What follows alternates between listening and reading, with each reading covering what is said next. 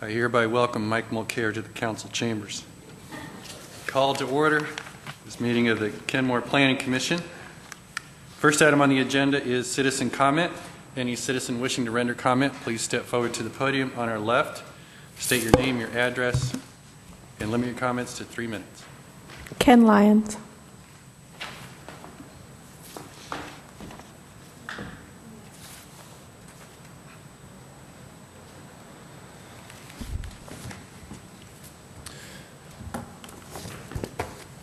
Good evening, Commissioners. Thank you very much for this opportunity to speak again. My name is Ken Lyons with Bush Law Firm on behalf of AT&T. I'm going to hand out a document, an update to a document that you received last week. I had an opportunity to work with staff and just clarify a few of the questions in there and hopefully make it clearer. And there were some changes that we also made just to make sure it was consistent with her understanding of additional codes. So if I may. Please.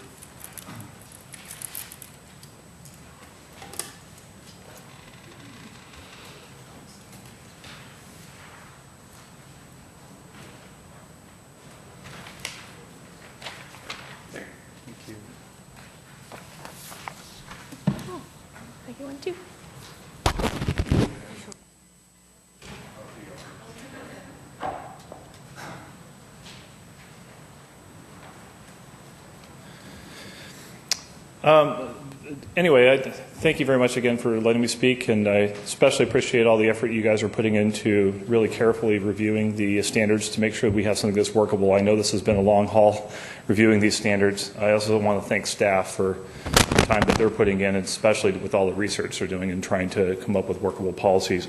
I think that's really our purpose and why what we want to say that's most important to us. We're not looking for a perfect code. We're looking for a workable code that will really allow us to provide the kind of services that are needed. I think one of the biggest issues we have is just height limits, certainly as it relates to utility poles, but also in other zones as well. The lack of siting options, particularly not being able to use monopoles in most zones, even if they're outside the view corridor. And then also just looking at the balance of siting opportunities overall, whether or not we can reasonably come into an area where we need to provide service and find workable options based on the code that's there. And for that purpose, that's why this update has been handed out. This basically outlines a similar list of jurisdictions that you were considering beforehand. So it's basically the same jurisdictions that were compared before. But I guess what we did is we went through and tried to look at what the requirements are, not just for utility poles in a vacuum, not just for towers in a vacuum, and not just for rooftops in a vacuum, but everything, how they all fit together. And it's very important to see how these policies fit together to see how sites actually get built in a neighborhood. You can see that a few things that come out. Of all the jurisdictions, Kenmore is proposing the strictest height limit as it relates to utility poles. I know it says 15 feet, but if poles are 35 feet and you only can go to 45 feet, constructively you're only getting 10 feet of additional height. Kenmore is the only location where towers are being prohibited outright. Particularly, this chart is just looking at residential zones. And then, I'd say most of the standards as it relates to going on rooftops is very similar to other jurisdictions. The question really is, are there actually non-residential locations in residential zones that in Kenmore compared to other jurisdictions that you might be relying on to say, hey, go on that church over there, go on that utility structure over there or that building. And it's important to look at all of these things in context. And also, the one thing that's not on this list that I would like to talk to you tonight, if I might have a few additional minutes, is to consider how facilities have actually been built in these communities. And how the code has actually been interpreted in some of these communities to actually allow for this balance of siting opportunities. So this is just brief, and certainly I'm here to answer questions on those if you have them. Generally speaking, I think that co-locations on existing towers really is not feasible under the existing code. Obviously, towers are not allowed to be built to a height really that will allow for co-location on them because you have to have separation between them. It's interesting the code continues to push for co-location on existing towers, but towers reasonably are not tall enough to accommodate more than one user. Even the user that's on there would be at a severely reduced height based on the height limits that are in the code. Also wanted to look at, encourage the commission to look at changing the RF testing standard. Again, that's not something that's typically required in other jurisdictions. There are a few jurisdictions that will require RF testing upon request, but this is a mandatory for each site that gets built for 14 days for report. We're not really sure. We are required to meet FCC limits. We're not really sure what the purpose of that really provides.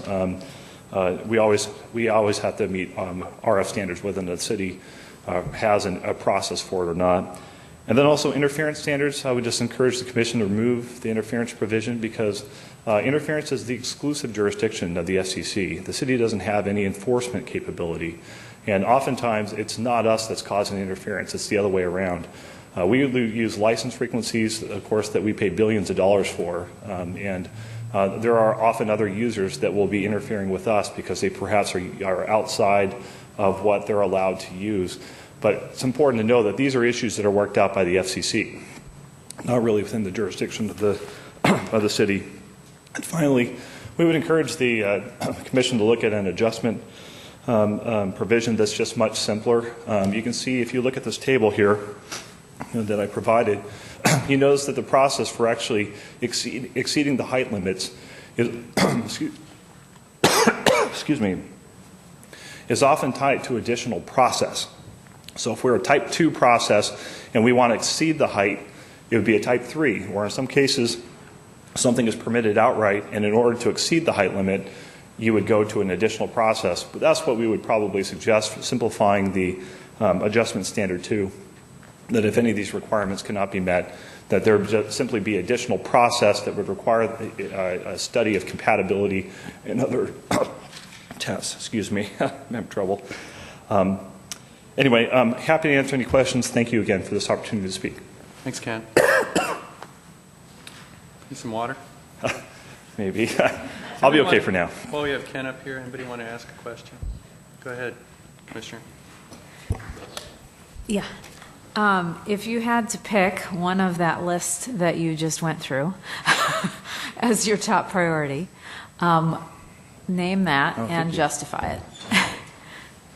I'm sorry, name? If you had to pick your top thing out of that whole list, which you had a long list of things, Well, pick your top and tell us why. Because I guess that's what I'm struggling with. You say, I want, and I'm not hearing the rationale for any of these.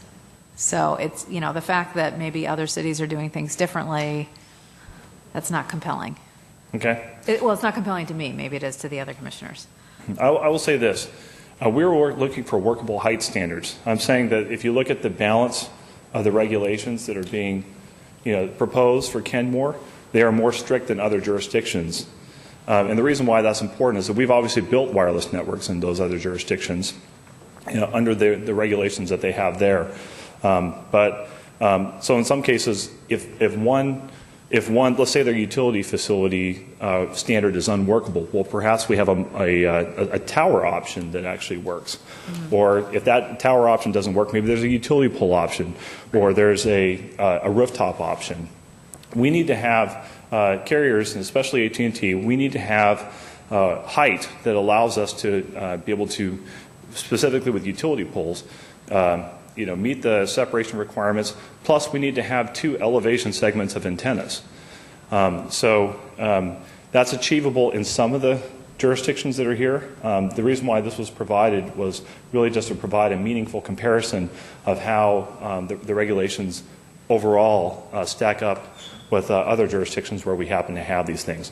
But the bottom line is that we need the opportunity to get additional height, either through a process that allows it administratively, and then if we have to go above that, we have some other process we can go to. But the problem is that we don't have enough workable siting options today. So if we can't go on a utility pole because there's simply not enough height, basically 10 feet, even if we got a variance from PSE, we got 1 set of antennas. For AT&T, that's like building half a cell site. We need 2 sets of antennas in order to transmit at all the frequencies that we have. So that's the challenge, is that, so that that option doesn't work for us. So we look at the next category. Well, are towers an option? Well, they're prohibited. Well, obviously, we look at rooftops as well, but within the residential zones, is there actually opportunities to locate on rooftops in the locations where we might need to provide service? And if you add all those constraints on top of each other, I think the constructive effect is that we're finding that we don't believe that there's enough siting opportunity to meet the need and the demand. But You don't believe or there aren't? I don't believe with the regulations as proposed. Okay, I'm still not clear whether, so you haven't done the research to determine what the limits are. I'm just trying to play devil's advocate a little bit. Because what I see here is a comparison. I still haven't gotten an answer about which one you'd prioritize. I don't understand some of these acronyms. This isn't an argument. So give us what you got. Okay. Tell us why we should do something differently.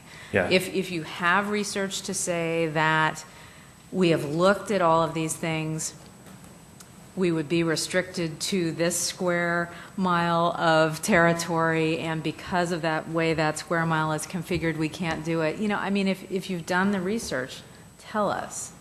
Yeah. Yeah. To be very specific, I have not evaluated AT&T's service coverage for the future in Kenmore to know exactly, which ones we have. But I know categorically that this standard that we have for utility poles doesn't work. It's only allowing 10 feet of height on top of an existing pole. Okay. That is not enough okay. to provide separation plus 2 elevation segments of antennas. And if there are other siting opportunities that make up for that deficit, then that's something certainly, it's really the choice of the Planning Commission. Would you prefer to go here? Would you prefer to have utility pole sites? Would you prefer to have stealth monopole sites? Would you prefer to have rooftop sites? But overall, I think what I'm trying to communicate is that we need to have a balance of siting options. I would say this, these really do play together in terms of whether or not we go on utility pole facilities versus monopoles versus rooftops. Also, your non-conforming standards play a big role in this as well. There are some jurisdictions like Kirkland that have fairly strict height limits, but they don't require non-conforming sites like utility poles that were built in King County that happen to have 40 feet of height to come into compliance with the 15-foot requirement. Therefore, because those sites exist, they can have, maybe they can have more 15-foot because they allow that. And same thing with monopoles. They have quite a few monopoles in Kirkland. Yes, they have a 40-foot height limit, but they don't require those to come into conformance. So that plays into it. Well, if Kenmore wants all of its sites to come into conformance, then that also disrupts how the network is built. So I would say the key issue for us would be having a workable height limit that's achievable without having to get an adjustment or have to go through an additional process on its face.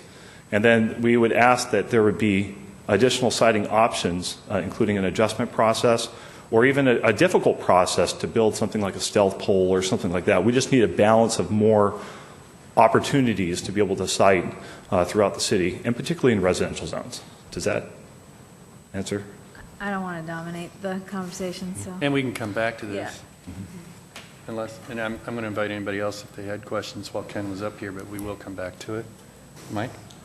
Ken, could you refresh my memory on some of the acronyms that are in the chart? Sure. So specifically BP, CUP, and ACUP? A BP would stand for a building permit, so typically something that would require very minimal planning review or no planning review. It's basically permitted outright. It would be granted. A ACUP would be an administrative conditional use permit. It's important. We were trying to make sure that we would have an apples-to-apples comparison. So administrative conditional use permit would be something that would require public notice and be an administrative decision by the planning director. A CUP would be a conditional use permit, typically requiring it to go to a public hearing in front of a hearing examiner or something like that. It's important to know that in Kenmore, when you guys talk about CUP, in other jurisdictions that would be called an administrative conditional use permit, because CUP here is really a type 2 process. It doesn't go to the to a hearing examiner. So that's what that was meant to be. There's a lot of different acronyms that are used in different jurisdictions. You can see Kenmore has PO, which is a planning official decision, and type 1, which is like a administrative zoning process, type 2A, which is, and again, they have their own acronyms, but I think what we're trying to communicate that there are options to vary from the standards the more complex the process gets. And SUP? Oh, special use permit. Yeah, and there's other jurisdictions that have something called a WSF permit, which is, again, that's a wireless service facility. It's meant to be essentially an administrative permit. We tried to note that in the chart. And Ken, can you tell me if there's anything unique to AT&T's network needs compared to your competitors or the other wireless providers that serve our area? I think the one thing that's unique about AT&T, and probably the same could be said for Verizon, but perhaps not for T-Mobile or Sprint, is that we have a lot of different license frequencies at different bands. So AT&T, they purchase licenses from the FCC, and they get these little slices all over the spectrum. We currently operate at 700, which is a low band frequency, 850, which is a low band frequency, 1700, 1900, 2100, and 2300. So we have different slices in those. And what that means in a practical effect is that we have to have more antennas to be able to communicate, to be able to provide service at all those frequencies, because there's a limit to how many of those bands we can stuff into one antenna. So whereas some carriers might be able to do 3 antennas that are flush mounted to a pole, we would need 6. So we would need 3 clustered here and 3 right underneath. I can show you the picture if you want a picture of what that looks like in your packet, just for comparison's sake. I would, if you want to look at page 116 and 117, that's what it looks like when you have 2 sets of antennas flush mounted to the top of the pole. And on page 115, I'm sorry, pages 111 to 115, those are all one set of antennas flush mounted to a pole. So that's the difference, is that we have to have more antennas to be able to provide service at all the frequency bands that we have. We have licenses to do so. And is that a steady state requirement, or is that something that's evolved through acquisition by AT&T and something that is kind of a snapshot in time where you have to support as many bands as you do? Do you see that as a long-term requirement for AT&T? Yeah, in fact, I think the trend is even to get even more fragmented. There are only a couple of ways you can increase capacity of a cell site. One is through a change in technology. We used to have GSM, which is basically phone calls. It was a very inefficient technology. Now we're moving to LTE, which is very efficient. You can carry so much more of the same bandwidth, in the same space that you're using GSM. So technology is one part of it. Another part of it is frequencies. The way you can increase the capacity of the site is if you have more frequency bandwidth to transmit and receive signals at those particular frequencies. So the FCC is about to auction off yet another, I think in the 600 band, and there's discussions about other things. And again, they're trying to auction off more frequencies in order to allow cell sites to be able to increase their capacity. So what that means is that, so when it comes to antennas and the number of antennas, yeah, in one respect, it is a snapshot in time, because the number of antennas we have to have depends on how many technologies we're trying to carry on a cell site at the same time, and it also is the number of frequencies we're trying to carry at the same time. So when one set of antennas might be transmitting at 3 frequency bands, and it might be providing UMTS service, which is kind of the 3G kind of style technology, and we might have another set of technology that's operating at 4 frequency bands providing LTE service, that kind of thing. So yeah, it does evolve. But typically, we're not seeing the number of antennas necessarily be reduced as that. There's a potential for more fragmentation as you aggregate all of these various frequency bands. But certainly, as some technologies get old and they are decommissioned and moved up to the new standard, that relieves some of that pressure. But generally speaking, most carriers use between 3 to 6 antennas. We happen to be one of the carriers that uses 6 currently. And Ken, as I think about your business model, all of the utilization, capacity, and concurrency that you have in this area, not just Kenmore, but maybe the bigger kind of Seattle Metro or King County area, is that direct to customer? Is that your B2C business, or is there a lease model for AT&T where you're making capacity available to sub-labels or white label carriers like Cricket? And is that another business model for you where you are leasing capacity to other brands? And part of, when we talk about capacity, your business not only in engaging directly with AT&T customers, but being able to fulfill, brand extension or that white label model. Yeah, and I'd say that AT&T is probably less dependent than, say, the Sprint, who has many different of those types of carrier and name only, like Boost or things like that, where they're operating off of Sprint's network, but they have a different name. It's a little bit different with AT&T because AT&T actually owns Cricket. Cricket is not a separate entity that just leases space from AT&T. AT&T actually owns Cricket and provides service on AT&T's network through the Cricket name, if that makes sense. Slight difference, but yeah, and there's certainly potential for more of that. Obviously, Amazon with their Kindles, and they like to bundle a certain amount of AT&T service, and there's certainly a lot of that that's happening right now. As new services are being introduced, like people's cars are now being connected, and they put an AT&T chip in there. There's a lot of different ways that those technologies are going to be manifesting themselves over time. So. But the majority of the revenue that you guys are recognizing within Kenmore, for example, is direct to customer? Yeah, it'd be AT&T. Okay. Yeah. And just because we might talk about this later this evening, it isn't specific to your chart. Over the weekend, for example, when we have a major power outage and I see work crews at the wireless sites, and I assume what they're doing is they're supplying backup power to keep some amount of capacity available.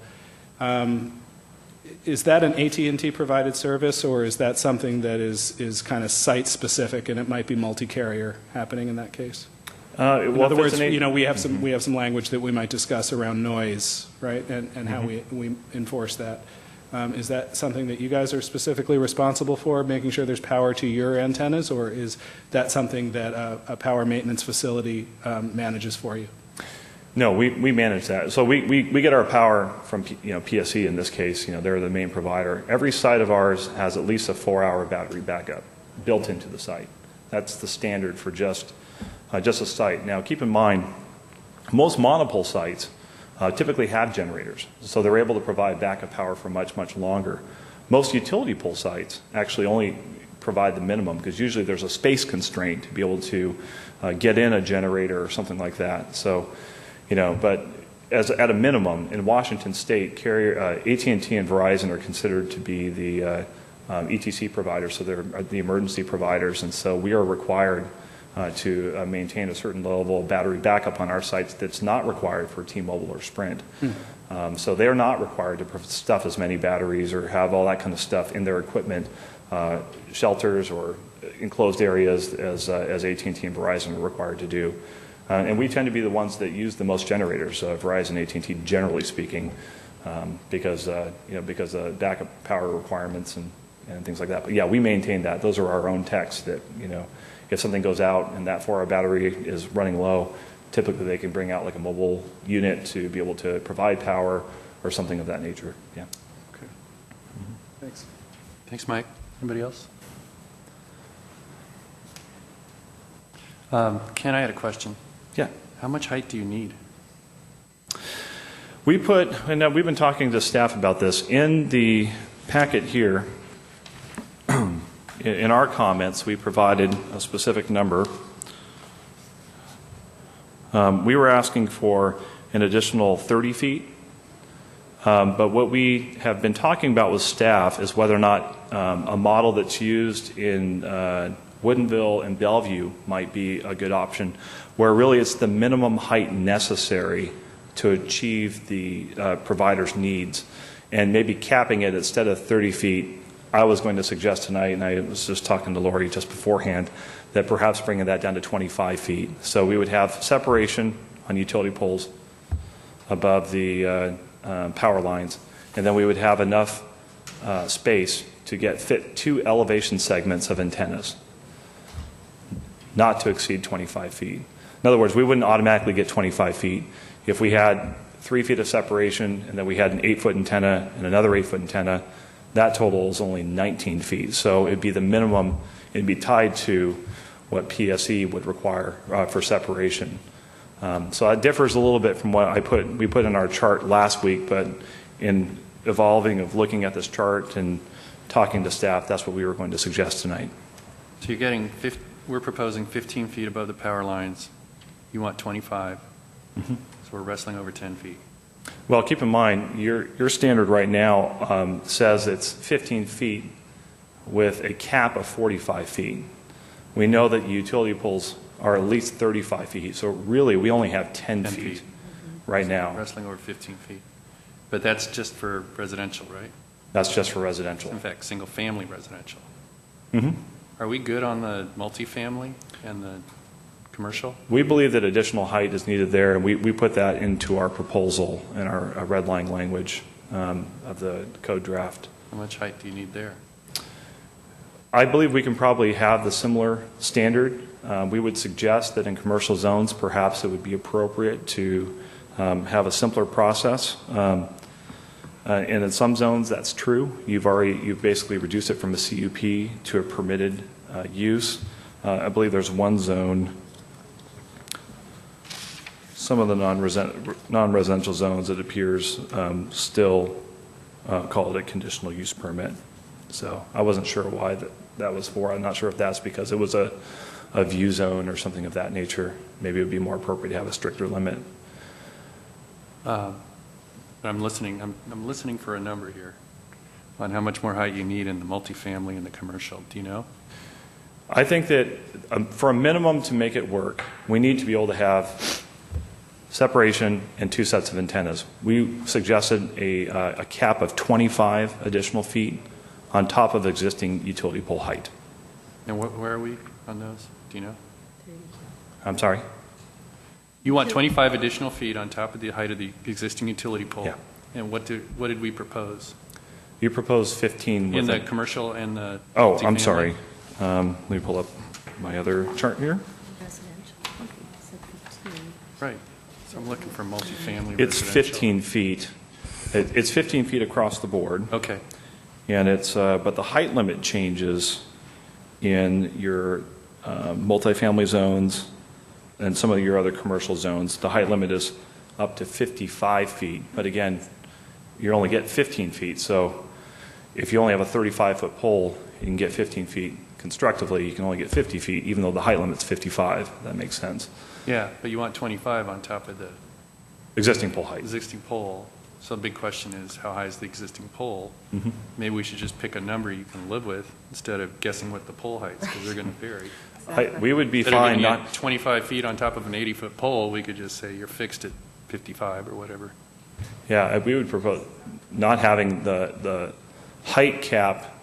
It would be helpful because pole heights might vary. We've heard testimony that most of them are 35 feet. But, if it was just a not to exceed this amount, 25 feet, as the case might be, then that would allow us potentially to go on transmission poles that might be taller today than, but they also might have less impact because they're so tall anyway, So I would suggest if 25 feet should work across all the zones, and so long as there isn't a fixed height limit, aside from just the 25 feet above the pole height, that should work in each situation. Go ahead, Deborah. Yeah, I think it might be more straightforward. Lake Forest Park shows a different way of dealing with poles. They talk about the number of feet above the zone height. Is that a workable type of solution? If there is a exception to it, of course, if you Well, go yeah. above 12 feet, We have an adjustment yeah, process that we've outlined. So, okay, so that kind of thing would be workable. yeah. And What if Redmond you- has the same thing. Sorry, Deborah. Well, then I was just reflecting that they have a different way of dealing with it. Yeah, Redmond has, of course, a 60-foot total cap, which is certainly which is Right. typically 30 feet above what a typical residential zone would be, as an example. So certainly more generous than what a 45 cap would be. So is it simpler for you to say we need 25 feet above the existing pole height because that's how you get this separation in what you call two elevation segments? Or is it more efficient to say we need a certain height, regardless of the pole height? We typically don't see regulations like that, and so we haven't really thought to build our network like that. I mean, if you wanted to say, yeah, we want every site to be 100 feet tall, that's probably too tall, but, I mean, we don't necessarily design a one-size-fits-all situation. There might be a situation where there's no trees, that really truly the minimum above a pole height would be sufficient to provide the coverage. Whereas you have a situation where you have heavy amount of trees or buildings, and you might need more height to be able to clear that line. So it is contextual. Yeah, but that doesn't help if you have a pole of a certain height and you get 20 feet or 25 feet. If that pole's too short, you may not be able to get enough height to broadcast beyond the tree block or whatever obstruction you had, right? Mm-hmm. Yeah, and So either way, it may not work. And that's why I would suggest that looking at utility poles isn't, certainly you can see that one of the big focuses is to move facilities to utility poles, but there are situations where it may not work. And so the question are there other options for providing service in those regards? And at present, in other jurisdictions there is. You can build a tower or a Right. stealth tower, but in Kenmore that option's not available. Okay. Go ahead, Mike. I understand this correctly, I'm just playing with numbers. We have low poles of about 35 feet. You add 25 to that, I get 60 feet. You have high poles of 45 feet. If I add 15 to that, which is I get 60 feet. So I'm wondering if 60 feet isn't a number we ought to be looking at. If we were to do something like, you could have up to 60 feet, but beyond that, then you need to have an administrative review process. We need to talk about what process. That seems to me like that provides a good deal of flexibility. Yeah, as long as it's not in the view corridor. I Well- mean, I still think, Well, yeah. we gotta, So if you want to talk about it, staff would love to share their perspective. Yeah. Yes, Yeah. I know. thank you too. It's so I think we're time getting for ahead of that, ourselves there. yeah. Yeah, I would like to hear what you have to say. So let's do that. Thank you for your patience. We'll be back, I'll have you. I'll have a quick drink of water if that's okay. and then we'll get the staff's input. Thanks, everybody, for your helpful comments. Thanks, Ken. All right, next item on the agenda. Yes, staff. Carol Tagayan is actually on the list also. I'm sorry, Carol. Hi, good evening, everyone. Welcome. Thank you for giving me a chance to speak. I'm Carol Tagayan. I'm with AT&T, Director of External Affairs. I live in Woodinville. And I just wanted to come up. I've commented before, and I've been to a couple of the meetings, and I just wanted to come up and just thank you for this chance to make comments and let you know how much we appreciate the time we've had to work with staff. And just reiterate a few things about how important this service is to our consumers. Consumers really depend on these devices. Absence of this kind of a network can be very, could make a location less attractive and cause problems for folks, especially when it comes to emergency services. And nowadays, as you know, more and more people don't have don't have regular phones at home. They really are depending on these wireless devices at home for businesses, small businesses. And that's why we are here to make comments and work with you on coming to a good, balanced, workable solution. And that is also why we are continually looking and upgrading and changing our network to meet all the needs. So I just wanted to, obviously, Ken is such a great expert and great resource, so I'm glad he's able to make these meetings with us, and just really looking forward to a workable and final product with options so that we can make sure you have great service here in Kenmore. Thank you. Is it Carol? Carol Yeah, Tagayan. thanks, Carol. Thank you. Okay. All right, is that it, Tila? thinking otherwise. My vision needs a little work, because I'm thinking that's all we got. We kind of would like more audience. We haven't quite hit Hey, the if big you can time. bring them, that'd be great. All right, the next item on the agenda is approval of minutes, the March 1, 2016 Planning Commission meeting minutes. Do I hear a motion to approve? Motion to approve. Do I hear any proposals for amendments? Actually, I should ask for a second first. Do I hear a second? I'll second it. Thank you. Do I hear any discussion or proposals for amendments? I've got one. On the 2016 docket item in the minutes, the proposed minutes correctly state in the last sentence, staff clarified questions from commissioners who expressed concern regarding lack of information about ARCH. But I, and maybe some others, also expressed concerns about whether ARCH should be the lead consultant on this issue, and expressed a desire to have other perspectives presented as part of that docket item from other consultants and or stakeholders. So I propose that amendment. I guess we can vote on whether the amendment should be adopted. All in favor, raise your hand and say aye. Aye. Aye. Any opposed, raise your hand and say nay. Any abstentions? The motion is amended, so the motion is up for vote. All in favor, raise your hand and say aye. Aye. Any opposed, raise your hand and say nay. Any abstentions? The motion carries. The minutes as amended are approved. Next item on the agenda is, the missing agenda is communication facilities, and I turn to the city staff. Well, you had a lot on your agenda tonight, but it seems like a lot of the comments you've heard seem to want to jump right into that height discussion. So we could certainly start there. I would certainly say that, that we're trying to recognize a balance here on making sure that we do provide coverage, but we're also trying to balance that with what the facilities look like in the particular areas that they're allowed. So I would certainly suggest that you go back to where you started with the recommendation and see if that still makes sense. I think we've tried to come up with a code here that does provide the flexibility. And even in circumstances where they're prohibited in a residential zone, there is a process that you can go through, an adjustment process, if necessary. So, I mean, even though it says prohibited, it doesn't mean that you could never ever get there. You could actually go through a process and get to that point. So I think, there seems to be a lot of discussion here about height, particularly height in regards to utility poles in residential zones. So I think you should probably start with what is in your packet, and then kind of also remind yourselves of how you got to that decision and whether it makes sense to reconsider that. And I know Laurie's very much prepared to talk about that. So I just wanted to kind of preface this conversation that you're about to have and turn it over to Laurie. Thank you. Good evening.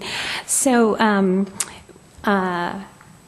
as Debbie pointed out, we've sort of jumped already into the height discussion. So this is not going to be quite in the order that I had anticipated, but I am happy to talk about height. So, as Ken mentioned, he and I met to go over the chart that he presented to make sure that the information was accurate from both of our perspectives.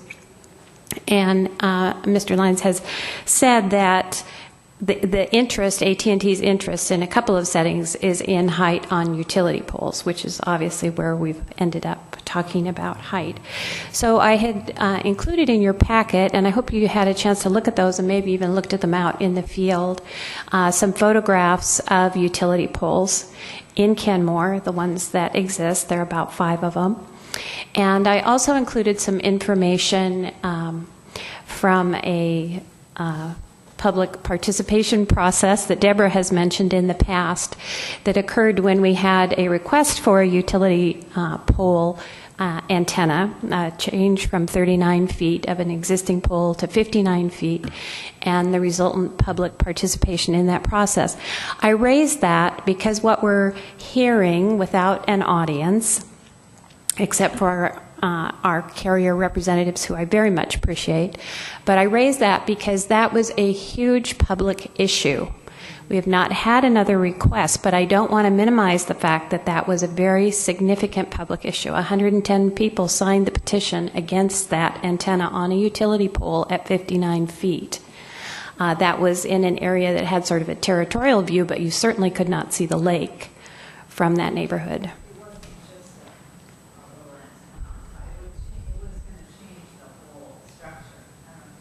Right, it was a replacement pole. It was a wood replacement pole with an antenna sitting on top at 59 feet. And it was in a residential zone. And again, I bring that forward only to say that this is a significant issue, I think, for the community. And although you're not hearing a lot of people in the audience, I think when a pole goes up in their neighborhood, you're going to hear from a lot of people. So that's where we have to strike a balance. And that was the staff's reason for suggesting a different height limit. Now, as you may recall, we had recommended 50 feet, a maximum of 50 feet. For an antenna on top of a utility pole. Now, there are lots of ways that this kind of technology can go on a utility pole. We've talked about DAS, we've talked about small cells, we've talked about different antennas. The antennas used to be 4 feet, now the antennas are 8 feet, now the antennas are 8 feet with a 1 foot separation, and we need 2 antenna arrays. So, although I think there is probably going to be an ongoing need for antennas and more antennas, I do not think that the technology is stable and set forever. I think it is changing. I think Ken mentioned that there are new antennas that can carry much more capacity than current antennas, and the carriers, in fact, swap out antennas all the time. We see that. So I just want to step back for a minute and say the issue here is balance. It's a balance between the desire for all of us to have good coverage, but also the desire to protect those values that you all set out in the vision statement, which includes businesses, it includes views of the lake, and it includes protecting residential neighborhoods. So we settled at the last meeting on a 45-foot maximum height. I think that the original staff recommendation of 50 feet would meet some of AT&T's goals, although not for a double antenna array. I do think that you would have to go higher for that. But again, there are other options available, and because of the adjustment process, if it was a situation that absolutely mandated a double antenna array, they could go through that process and make their case for the need. So I just wanted to pass that along, say that staff recommendation is at 50 feet as it was initially. Another approach, and one that you've been talking about, is that if you were to go to a higher height, if you felt comfortable with the higher height, I think what you might want to do is, if you decide to go a certain distance above a pole, I would still put a maximum height on it, because the replacement, if you don't put a maximum height, then if a replacement pole is put in place that is quite a bit higher, then the antenna can sit above the replacement pole a certain dimension, or you need to clarify that it's a certain number of feet above the existing pole, not a replacement pole. Thanks. So, Anybody have any questions? Deborah? I just want to underscore what I think I heard you say. So even where these restrictions are in place, we have put into place a process for making a case to do something beyond them, correct? correct. Okay. Dennis? When was the this public hearing that occurred that had 110 people present? It wasn't a public hearing. It was a petition. Okay. It was in 2009. It was the last that I'm aware of antenna on a utility pole. And so what happened was the carrier applied for this increased height from 39 feet to 59 feet. There was an immediate public outcry. The city council, people came to the city council meeting. That was the point at which they submitted the petition. There was a lot of discussion back and forth, and the carrier, who is no longer apparently a carrier, eventually went away. But they did do that tower, the photograph of which is in your packet, which appears to be at it's somewhere between probably 55 and 62 feet. I could only determine the height by the scale of the woman, assuming how tall she was. So I think that was a fair representation that people provided and said, we don't want this in our neighborhood because it changes our streetscape and our territorial view in that case. It's on page, let's see here.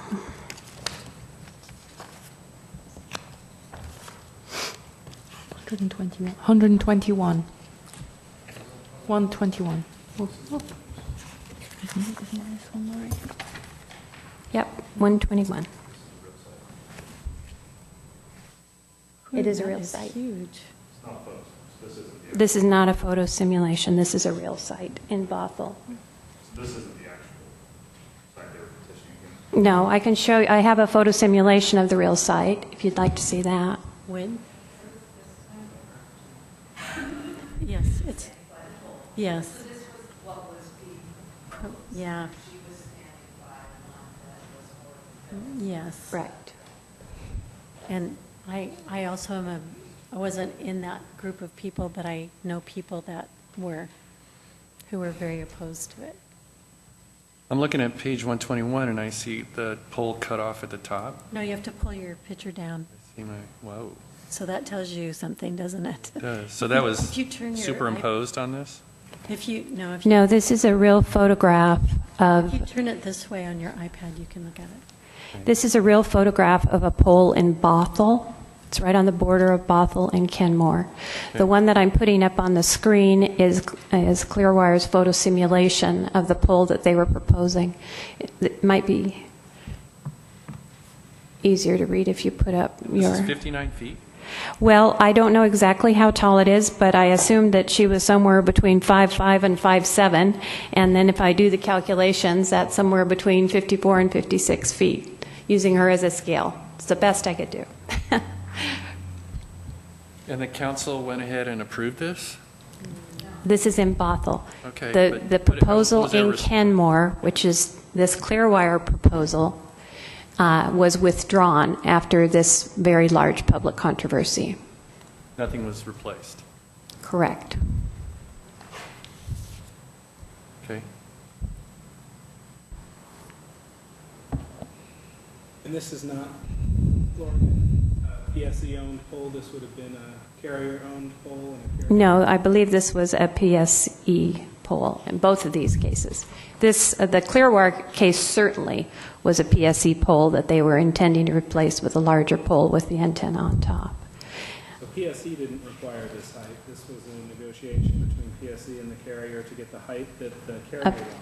Apparently, yeah. The other poles that you see, the photographs are quite a bit higher, that are actually in Kenmore, and Tila very graciously agreed to be my scale model. So Tila is in at least one of the pictures of each of these poles to give you a sense of the size of the poles on the street. But these are in Bothell? The other photographs are in Kenmore. These earlier ones are in Kenmore. Can you give me pages? Yes, so starting on page 111, this pole is at 6828 Northeast 153rd Place. This is a 60-foot pole in Kenmore. You can see That doesn't look any taller than the other pole. Tila. It looks a lot shorter is what I mean, but that's a 60-foot pole. Correct. And there are a couple pictures of that one. Then the next one is a pole on 84th Avenue Northeast. That one is at 80 feet. What page? 112? 113. 13. Yeah, that looks a lot taller.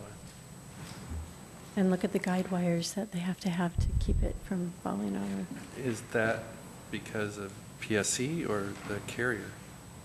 Well, it's probably PSC because it's their pole, but it's also a utility pole too. Right, so how tall would this pole be without the antenna? I don't know. It's still a tall pole. It is a tall pole. It's carrying major In this case, wattage. it definitely is a taller pole. I mean, the surrounding poles are also tall. It's kind of like a feeder pole for PSC on 84th, which also went down Sunday. This pole? This, well, that pole didn't go down, but there were trees Other that took pole. those wires down on that street on Sunday. On Lori, may I ask a question? Do we have any code restrictions on pole height absent wireless communication facilities for PSE? In other words, do we moderate? not that I know of. No, it would be through the franchise agreement, and I don't think there are rules in there. It's just their standard Okay. pole height. Because as I look, and this is just a comment for the benefit of my fellow commissioners, as I look at the photos on page 119 is just an example. You know, if we're having conversations about views and things that obstruct views, and the antenna array that I see on page 119 is about the least distracting thing in that photograph to me. And I know we're making value judgments on the social merit, perhaps, of wireless communication versus electricity and cable television and hardwired telephones. But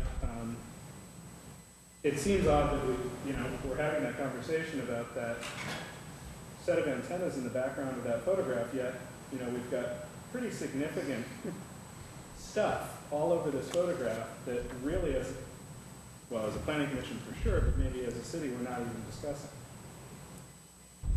Right. And I already told Ken this when he and I talked about some of these photographs, but when Tila and I were out here, there was a woman at this exact location who met us when we were taking the photographs. And I said, oh, okay, so what do you think? And she said, the neighbors hate that pole.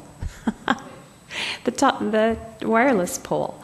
So The that is wireless pole. the wireless pole. So there's the utility pole that's I know. taller and way more obstructive, and she has no objection? Right. And some of it is the perspective of the photograph. But the only point I'm trying to make, the only point is that this is not, just because no one is here, it is not that this is not an issue.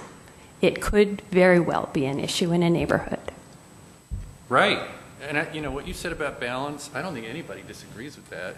Right. We've been struggling with this from the start, And I don't to even try and strike think- that balance. I And don't we're even- sympathetic to AT&T too, But I especially don't Mike think- and Dennis. I don't think you guys are even opposed to balance. What I hear you saying is you want us to consider the process that you would have to go through as a communications facility to serve this community.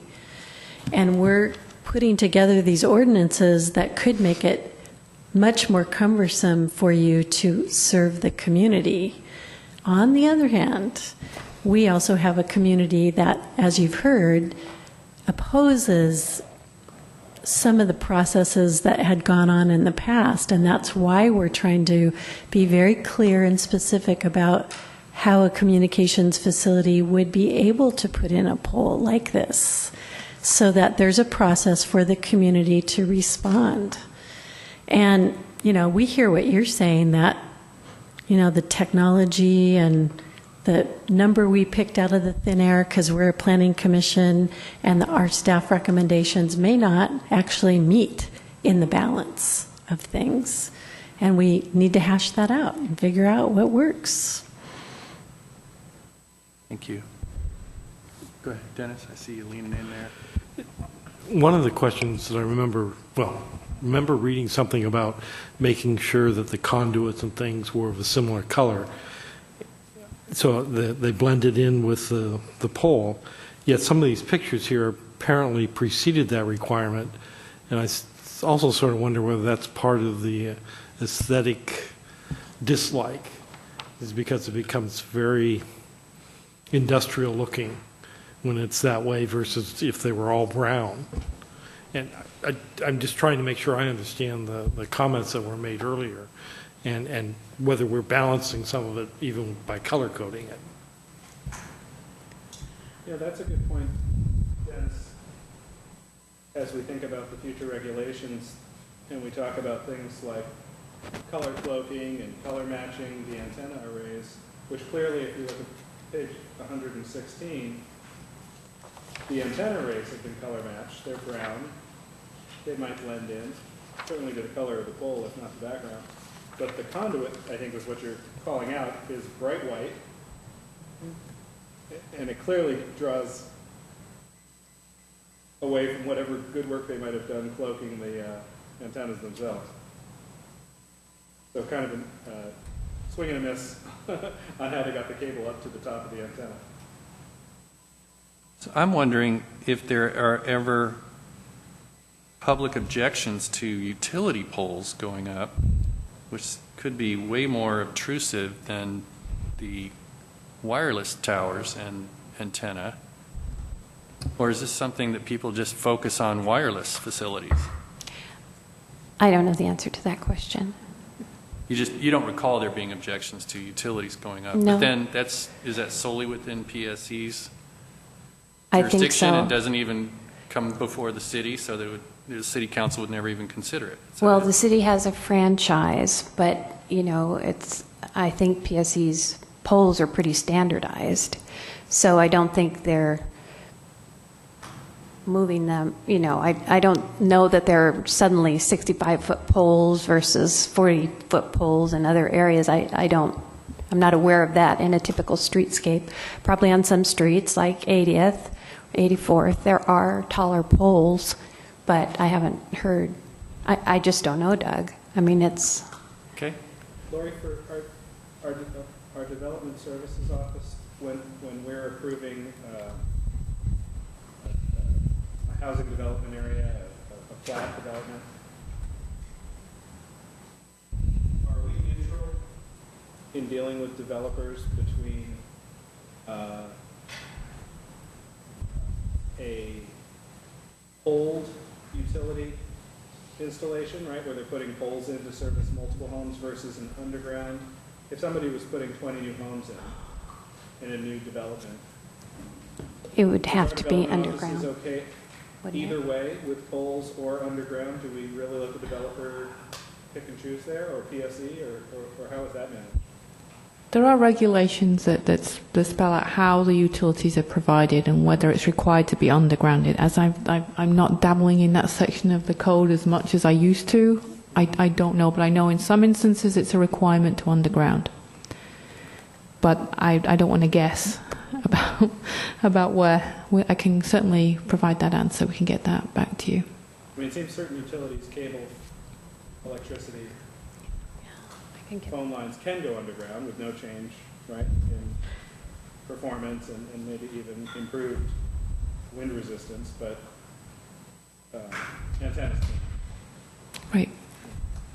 I'm trying to get a sense of the public sensitivity to obstructions of any kind, because you brought that up. We should be aware of that. We should be sensitive to that. We have been. We don't know where the line is. We don't know where people start yelling. And this anecdote about this pole is really helpful. I don't know if it's because it obstructed a territorial view for people. I suspect that was a big deal. If you just put the pole and it was surrounded by tall trees, I don't think people would so much object. Or is this something that they have a particular bias against wireless poles and antenna as opposed to telephone towers and other utility lines? That doesn't quite make sense to me. I can but- speak to it. I Go mean, ahead, it was our please, neighborhood. 'cause you were part of it. Yeah, I mean, I didn't instigate this, but it was in our neighborhood. And I mean, it was just so out of scale to all the other poles and all the other trees in the area that I think that was a piece of it. And, you know, and then the photo is, I mean, I think that Alarming. really, that kind of was a rallying cry. Because it just, you know, it's the visual aspect. It really, I don't know that it really changed the territorial views, because where it was going to go was almost on the flat, and the additional height would have been above where people were looking down. I mean, so I don't know that it's just, it's a walking, it's where, it's a walking neighborhood. People would see this like huge thing. So I guess when I think of territorial views, I think of, you're looking out of your house and you're seeing this, territory in front of you. So that wasn't the issue. So it was just changing the character of the street, which I think Lori said something like that. So. And my struggle with that is, how do we put that protection in the code, because it's so subjective? I don't know. Well, and at some level, the higher poles, as we've talked about with the ham radio Are people, less offensive are than actually, the lower yeah, poles. right, exactly. So, yeah, I don't know.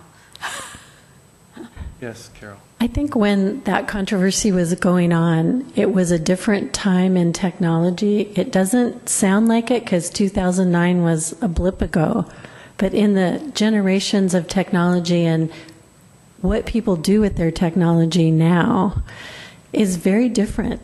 I mean, even from 3 years ago, I'm sure we could get some ratios of how much more bandwidth is being used. I think what I remember about that controversy, because I did have some neighbors that were involved in it, is they were objecting to the radiation and things that were unknown at the time. And it wasn't, nobody had any answers for the people who had questions. And I think, again, that is why this process that we're going through right now in planning for the future is so important, because we can make our best guess on the height or the other qualifications for these pieces of technology we know we're going to need, and probably going to need more of them. But if we create a process of balance where the citizens that live around these future communication facilities know that there was planning put in place and there is a process, I think that will help to mitigate a repeat of that. That outrage. Mike, go ahead. I think I'm supporting what Carol just said. It feels to me like we're in one of these hang time situations where what we want in terms of the technology we want to enjoy is behind our acceptance of what it's going to cost us in terms of intrusiveness in our space. And until we get to that balance point, we need to have that discussion. People need to understand, I think, what the trade-offs are and make an honest choice about that.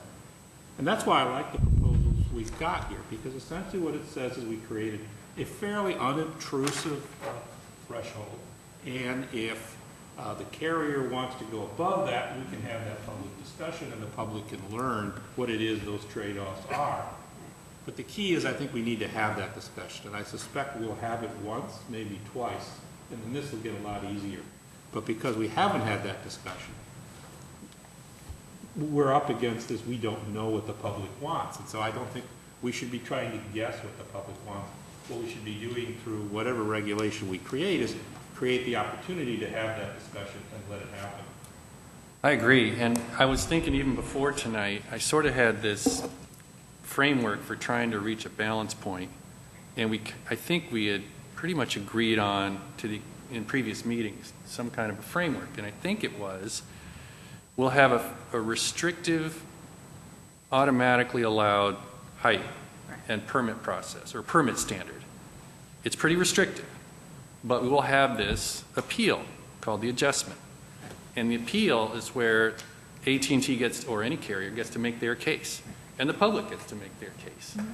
And so we will allow exceptions to the height limits when on a case-by-case basis with an acceptable criteria for the hearing examiner to make that decision. Except for one thing, and that is views of Lake Washington would be virtually absolutely protected. Yeah. I think Does that make sense? all the way to Lake Washington. I do think that's where our discussions have been along the way. but I want to be sensitive to the fact that we have a communications facility carrier who's made requests of us as a planning commission. But you also did say one thing that I think piqued my interest, and unfortunately I went to a regional meeting, and this was in the break time, a conversation that took place among many municipal planners. It was a planning meeting. And AT&T isn't known for being really nice to municipalities. You're kind of the big guys on the block. And I don't necessarily think of you that way because you're a very needed service for our community that we represent. But do you think that you could understand why we are going through this process that we're going through to put these kind of gates that you have to go through in place? We're not trying to make it hard for you to do business here. We're just trying to make it balanced for the citizenry. Do you have any comments you'd like to make on that? Well, first of all, I'm sorry they had that disconnected. You know, one of the challenges we have, I'm sorry, should I stand up? One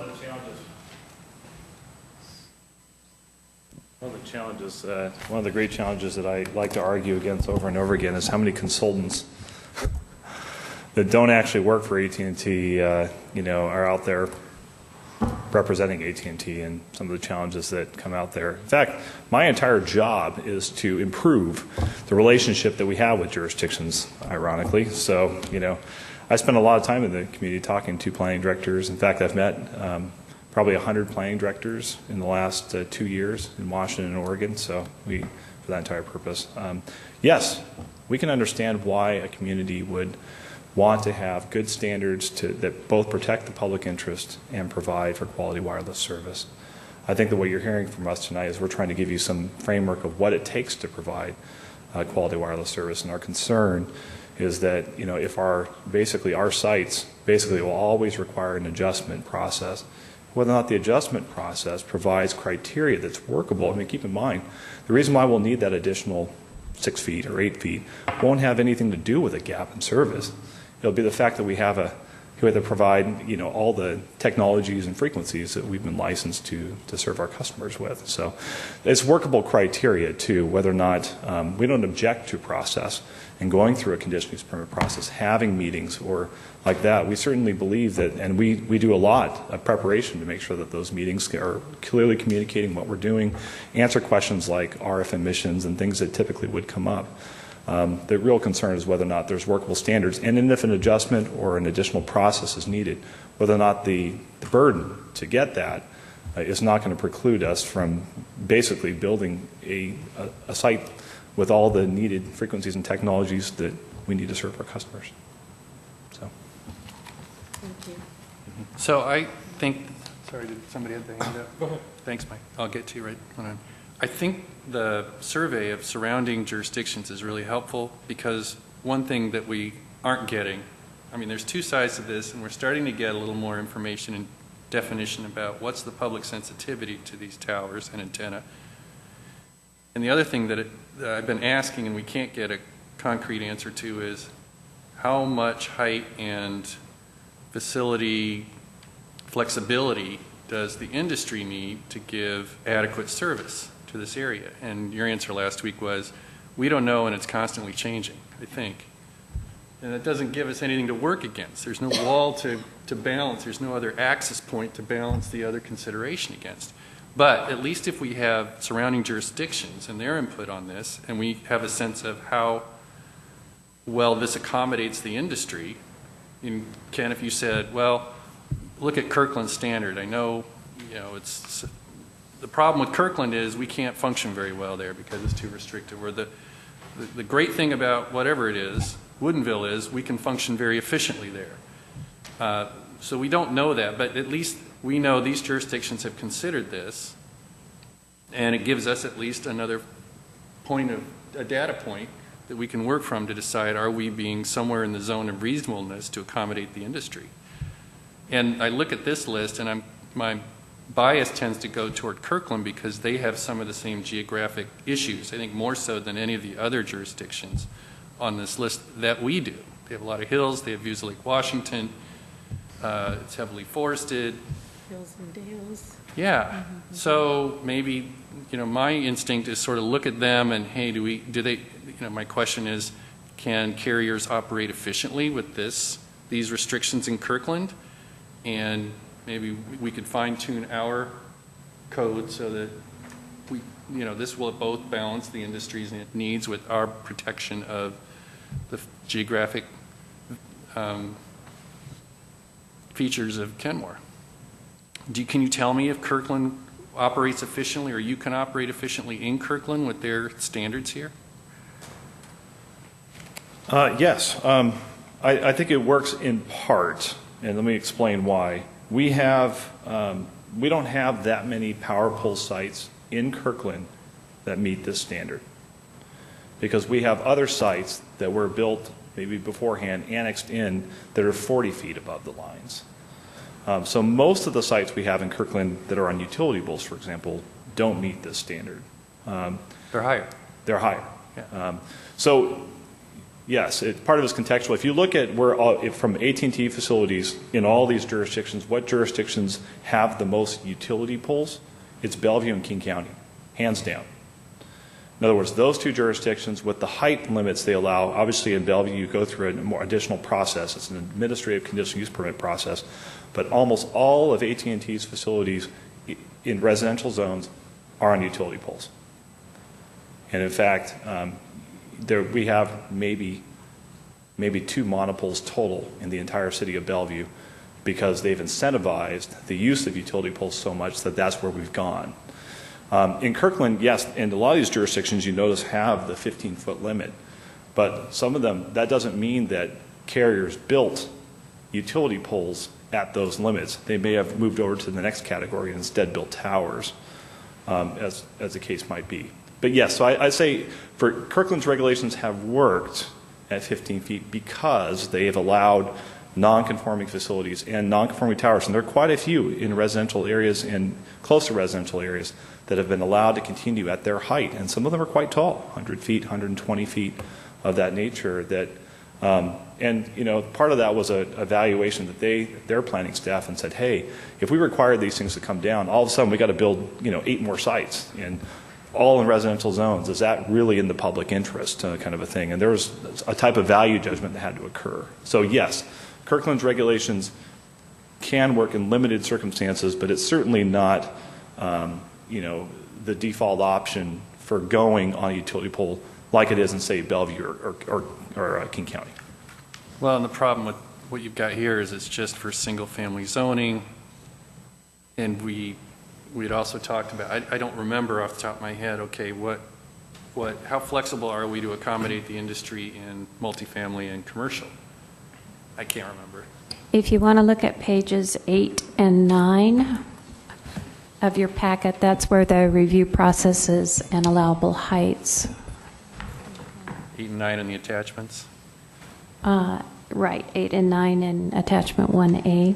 If you want to see how all of the different options are handled, including the utility. We kind of used the 15 feet as the standard above. And Ken, did you have strong objections to the non-single-family residential zones and the limits on those? We suggested high limits and eliminating the cap. We're not opposed to a certain amount of height on top of an existing utility pole, but that height and then coupled with another standard for another. So in this case, in a commercial zone, let's just call it the third column, you can do 15 feet, but to a maximum of 55 feet. And what do you need? 25 is what I was suggesting. I was talking 25 on top of the existing pole. Now, up to a maximum of? On top of the pole height, not a maximum. That's unlimited. I mean, it could be a 40 or 50 foot utility pole. You'd get up to 75 feet. Right. Because again, we still have to maintain separation, plus antennas on top of that. The height of the pole could be 20 feet, 40 feet, so 50 feet. We still have to have separation and the physical space to place the antennas. I was going to suggest, and I talked to Lori about this and I mentioned it before, 25 feet doesn't mean that every site would go up to 25 feet. I was suggesting that it be the minimum height necessary on top of so separation, minimum separation you can get, minimum height for your antennas, so it could be 19 feet, but it'd be an overall cap, if you will, but again, something that's workable that we can work within to get 2 elevation segments of antennas. Yeah, well, the word necessary, that's a problem, because who decides what's the minimum height necessary? You? No, it'd be PSE. It's their separation requirement. Well, what's the minimum height necessary for the pole? Is it the minimum height necessary for you to broadcast, or necessary for them to provide utility service? Or Yeah, for what? clearance. Minimum height for clearance. Clearance between your antenna and their Right. facility, their utility, whatever mount they have, right? Which is what the Woodenville standard is, except they have a cap of 30 feet, not 25, as we suggested. Well, I think we have to have a cap. 'Cause otherwise, gosh, how high could it could get really high. Yeah, but I was saying a cap, I was suggesting 25 feet, but it would be based on what PSE would say is what's required for their separation plus the antennas. And that it could be less than that is what I was saying. It just depends on what PSE requires. So, because that's completely outside of our control. Whatever separation they require, it almost doesn't matter to us. What matters to us is that we have enough space on the pole to fit 2 sets of antennas. So can we put that in context of the scenario? If Sure. PSE was installing a pole for the purpose of power transmission, and they were going to set their wires at 30 feet, and you needed to put a antenna array on that pole, you wouldn't,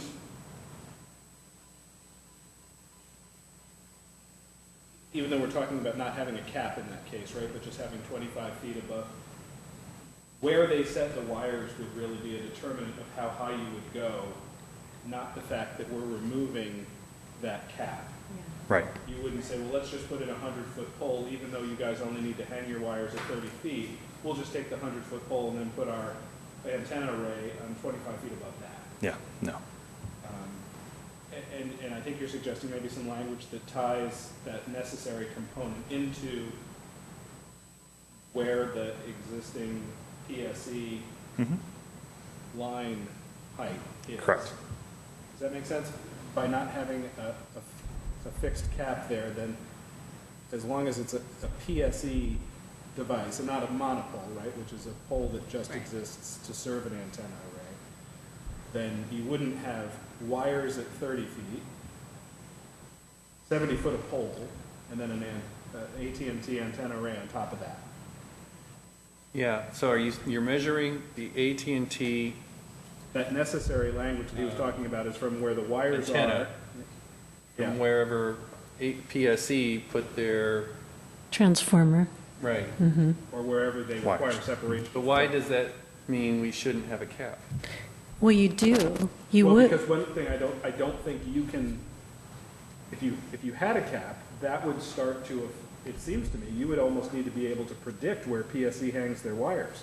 And that, with the geography of different land heights, it seems very difficult to do that. I imagine there are some poles where the wires are attached at 60 feet because perhaps the land dips down, but because the land goes like this, the line height is consistent rather than following, right?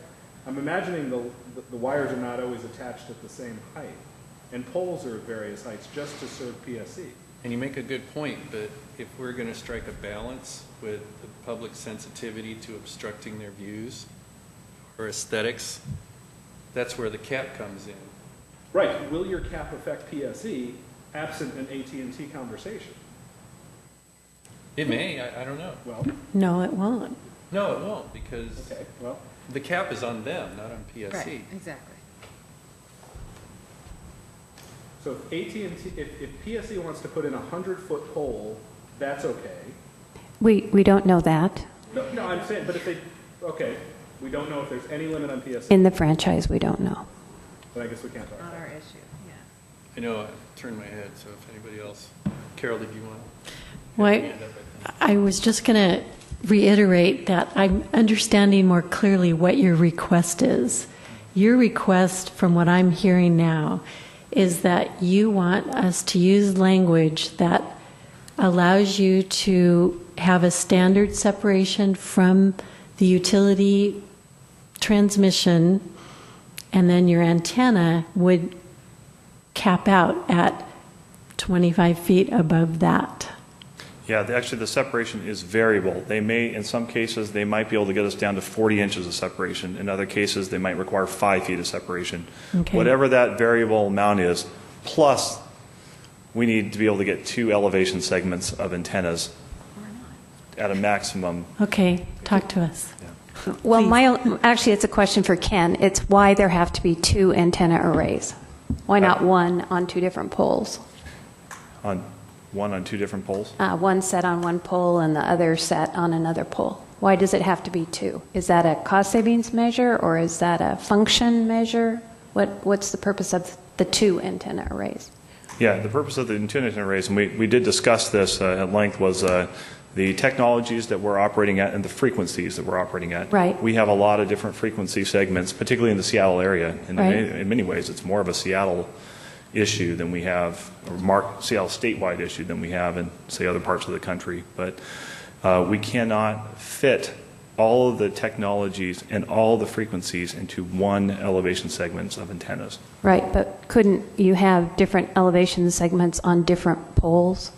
I've heard that suggested by Kenmore staff before, and I've never seen it done like that. Basically, you still have to run all of that equipment, all the connections. And keep in mind, these poles could be quite far apart. And right. the physical limitations, well, physics, to get the signal from your antennas all the way down to that, you're talking about some pretty massive coax runs, you know, the wires that connect them, and you're talking about much larger diameter poles. I mean, there's a lot of technical constraints, I'm sure, related to it. And I just haven't seen it done, really, in any other jurisdiction like that. Again, the 15 feet, again, and that illustrates the point. You're only talking about us building half a cell site. You're asking us to build another cell site, you know, and then find a way to get it all kind of home run to the same equipment area.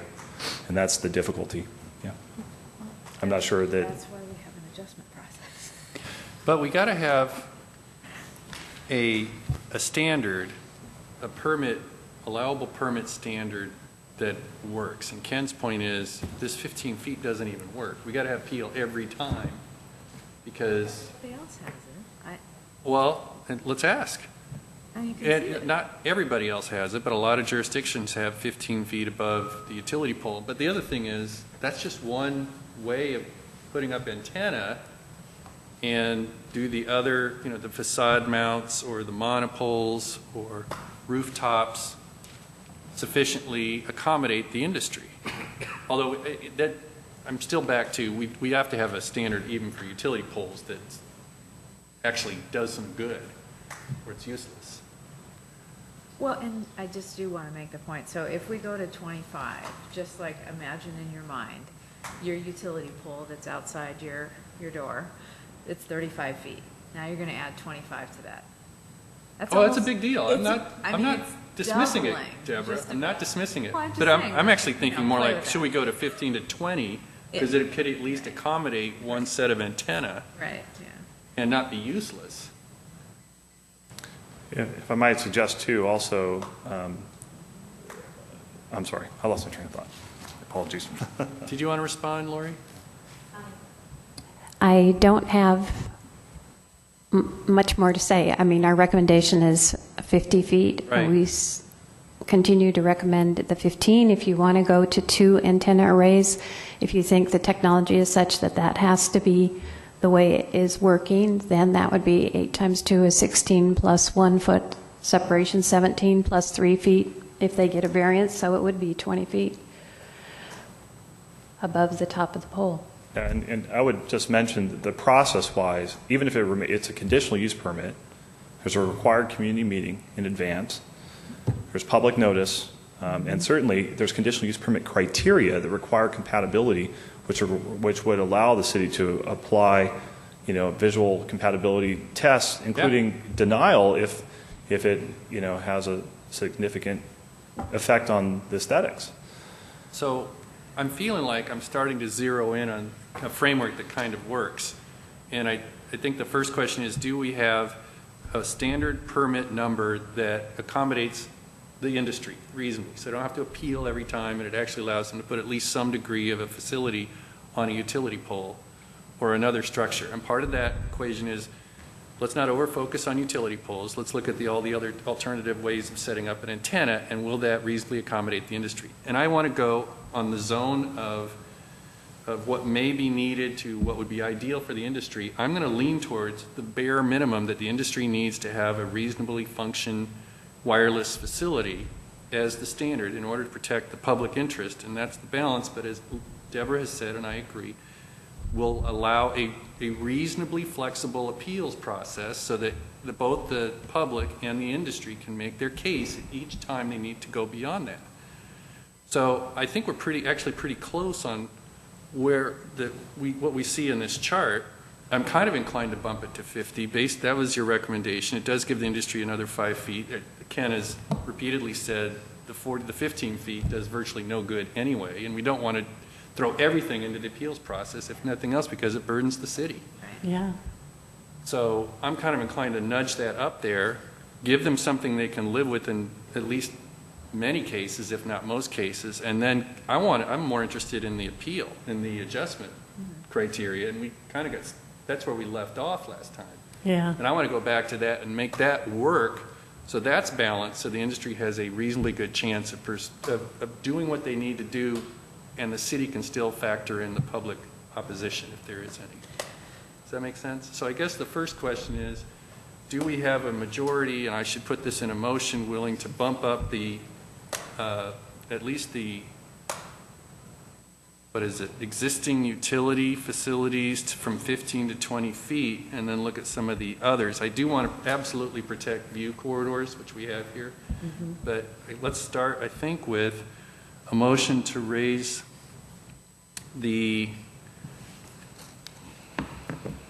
I'm looking at the chart on page 8. 9 is where right? antennas on utility or light poles is. I see that. Maybe we should start with that because we have spent a lot of time on it. But I do want to look at the facade antenna, the rooftop, and the co-location. See if we need to fine tune that. So really on page 9 at the top. Page 9, top horizontal column, we've got 15, 15, and that's for the residential zones. We've got 15 in non-residential, but are those view zones? The view zones are the fourth. Just the fourth? Just the fourth. The fourth one is Urban Corridor West, the waterfront commercial and community business. And see how it drops down. I don't. If I'm looking at utility poles, I still see 15 feet additional. But if you look at the very bottom. 45. Okay. So it drops down. So are we in the comfortable view. that's sufficient protection for the view zones? I think it is, because that's the variance in height between the waterfront and 522. Yeah. Right. I think that's why we had that number. Knowledge counts for something, doesn't it? We did something right. We got this. Well, we could have done better. But anyway, we couldn't have done better, Deborah, but the council insisted on a compromise. All right. So I'm proposing that we increase the maximum height for those 3 columns horizontally on the top of page 9 from 15 to 20 feet. Ken, does that give the industry a reasonable degree of flexibility to put some degree of antenna structures on these poles and on these sites? I think it's helpful. The one thing I would just caution you is that Tim Gasser has already stated that a variance for the separation is likely not going to be possible on 50% of the utility poles in Kenmore. So what I mean by that is that if they require their separation, that would kick us over to 20 feet. And that could include like an entire line of poles. So, are we splitting hairs? How many more feet do you need? Well, we suggested 25 with the minimum. I heard you say you want 25, but minimum height. What I'm saying is that we're not asking all the way to go up to 25. We're asking for the flexibility to deal with whatever PSE tells us their separation requirements are. And then we may be able to fit under 20 feet in some cases. In other cases, we may not, depending it's really out of our control. It's what PSE tells us the separation is. Lori? I just want to clarify one point. AT&T is great. They've met separately with staff to help with this project. They've provided a lot of information, but AT&T is not the industry. There are 3 other major carriers. There are other types of technology out there. So I hesitate to say that accommodating 2 antenna arrays on a utility pole is the standard, not having heard from anyone else. Thank you. I stand corrected. So are you saying that maybe the industry, other carriers don't need that much? Because Ken has said we need more antenna space than everybody else because we have to serve different kinds of technology. Is that right? I think I heard him say that Verizon also uses that same kind of technology, but that it's possible that the other 2 carriers don't.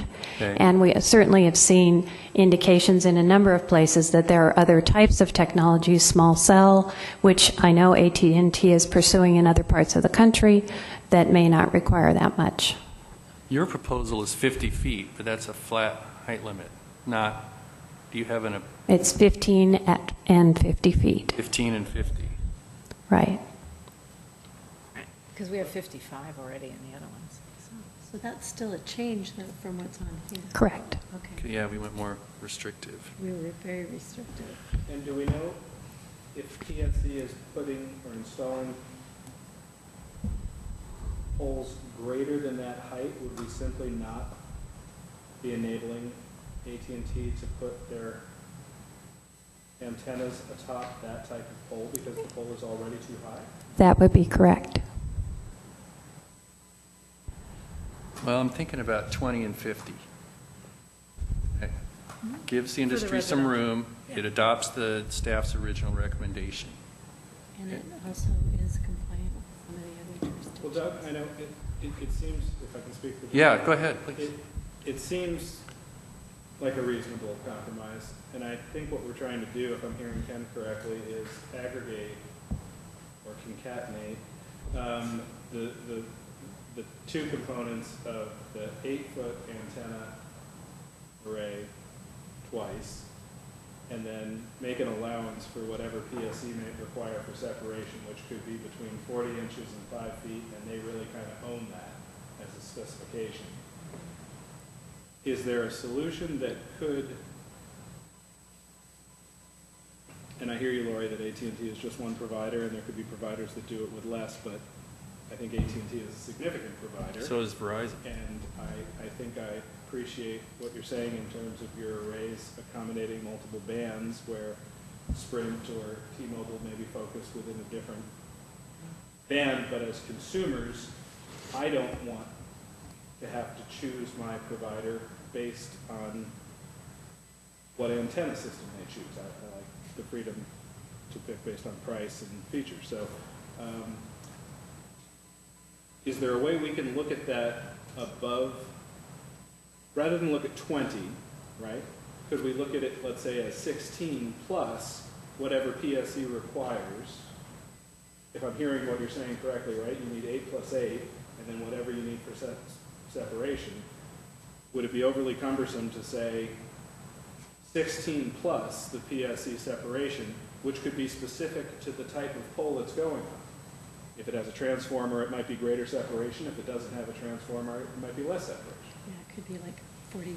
That way, it kind of takes that variable out of the mix. Well, we've got the Because in some 50-foot cases, cap 20 anyway, so I'm not so threatened by that. Yeah. I was just trying to remove the variable. No, and that's why I think that may be more efficient. But 15 on top of, if it's 20 and 50, keep in mind, we've already heard the poles are 35. Yeah. So constructively, 50's you're not only enough. getting 15 because you'll never, or you're going to encourage people to use guy poles that are super short, which we've already heard that those actually probably have more impact when you're taking a super short pole and, bumping it up as opposed to taller poles. So. I think the consumer just thinks there's one more pole. It's not the height, it's just that there's more of them. And that's why incentivizing using the utility pole makes sense, because you're not adding more poles, but you have to actually make it work. Basically, I think your proposal is similar to what we were suggesting, which is similar to what the Woodinville is, but that's that's certainly the same thing. It'd be 8 feet, minimum height necessary. I mean, I suppose if you add all that, 8 plus 1 foot for the separation between the antennas and between each set of antennas, that's 17. Yeah. Maximum, 5 feet of separation. So really the max really that we're probably talking about is really 22 feet. And it could be as small as 19 feet, depending on what PSE allows. So, Well, aren't we way above what these other jurisdictions are doing then? I'm seeing 15 and 12, except for King County. It's 15 or less. I'd say King County, Woodinville, Bellevue, Lake Forest Park, Redmond would all allow above 15 feet. Or there was a process to go beyond 15 feet with a different type of permit standard. But we're already going to get to that. Oh, yeah, that's The adjustment. that's a different issue. But what I was trying to point out before is what jurisdictions do we actually build where you actually see utilities facilities being built, regardless of what the regulations say. We're talking about places like Bellevue and King County where they allow more than 15 feet of height to be able to accommodate the two sets of antennas. And again, I'm only talking about AT&T's network. I'm not. Your point is that because they accommodate, that's where we go, and you guys, none of these jurisdictions are really satisfactory. Is that your point? Well, I'm saying there's a couple jurisdictions that have fixed 15-foot height limits, but that doesn't necessarily mean you see a lot of utility poles being built, facilities being built in those jurisdictions. Because it's unsatisfactory. Correct. Yeah. Yeah. But then you have to ask yourself this question. If we do not want to incentivize using our utility poles that are already there, they're not going to come down. And our communication facilities have to come up with a different way. They're going to put the other kind of monopole up. And then you've got the issues that neighborhoods, especially in the residential neighborhoods, they have more poles to deal with. It's not about height as much as it's about just more poles.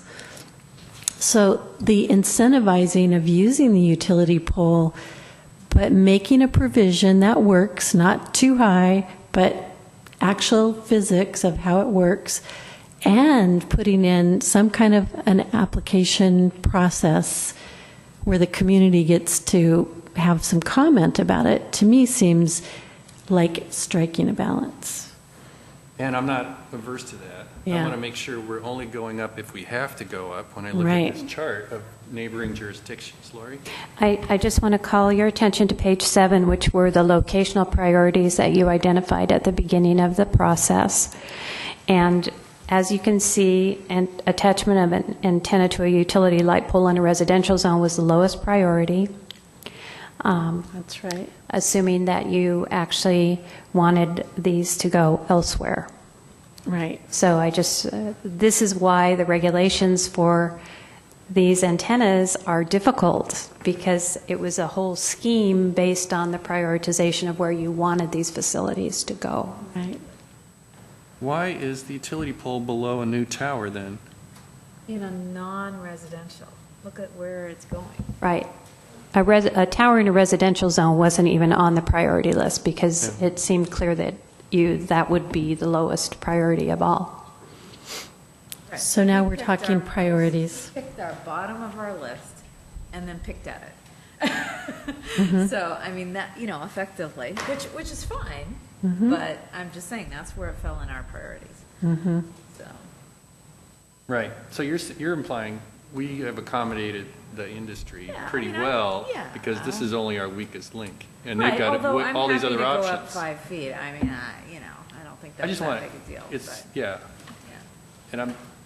And I'm fluid on this anyway. Yeah. So it's not I'm just trying to get information Yeah, on this. yeah.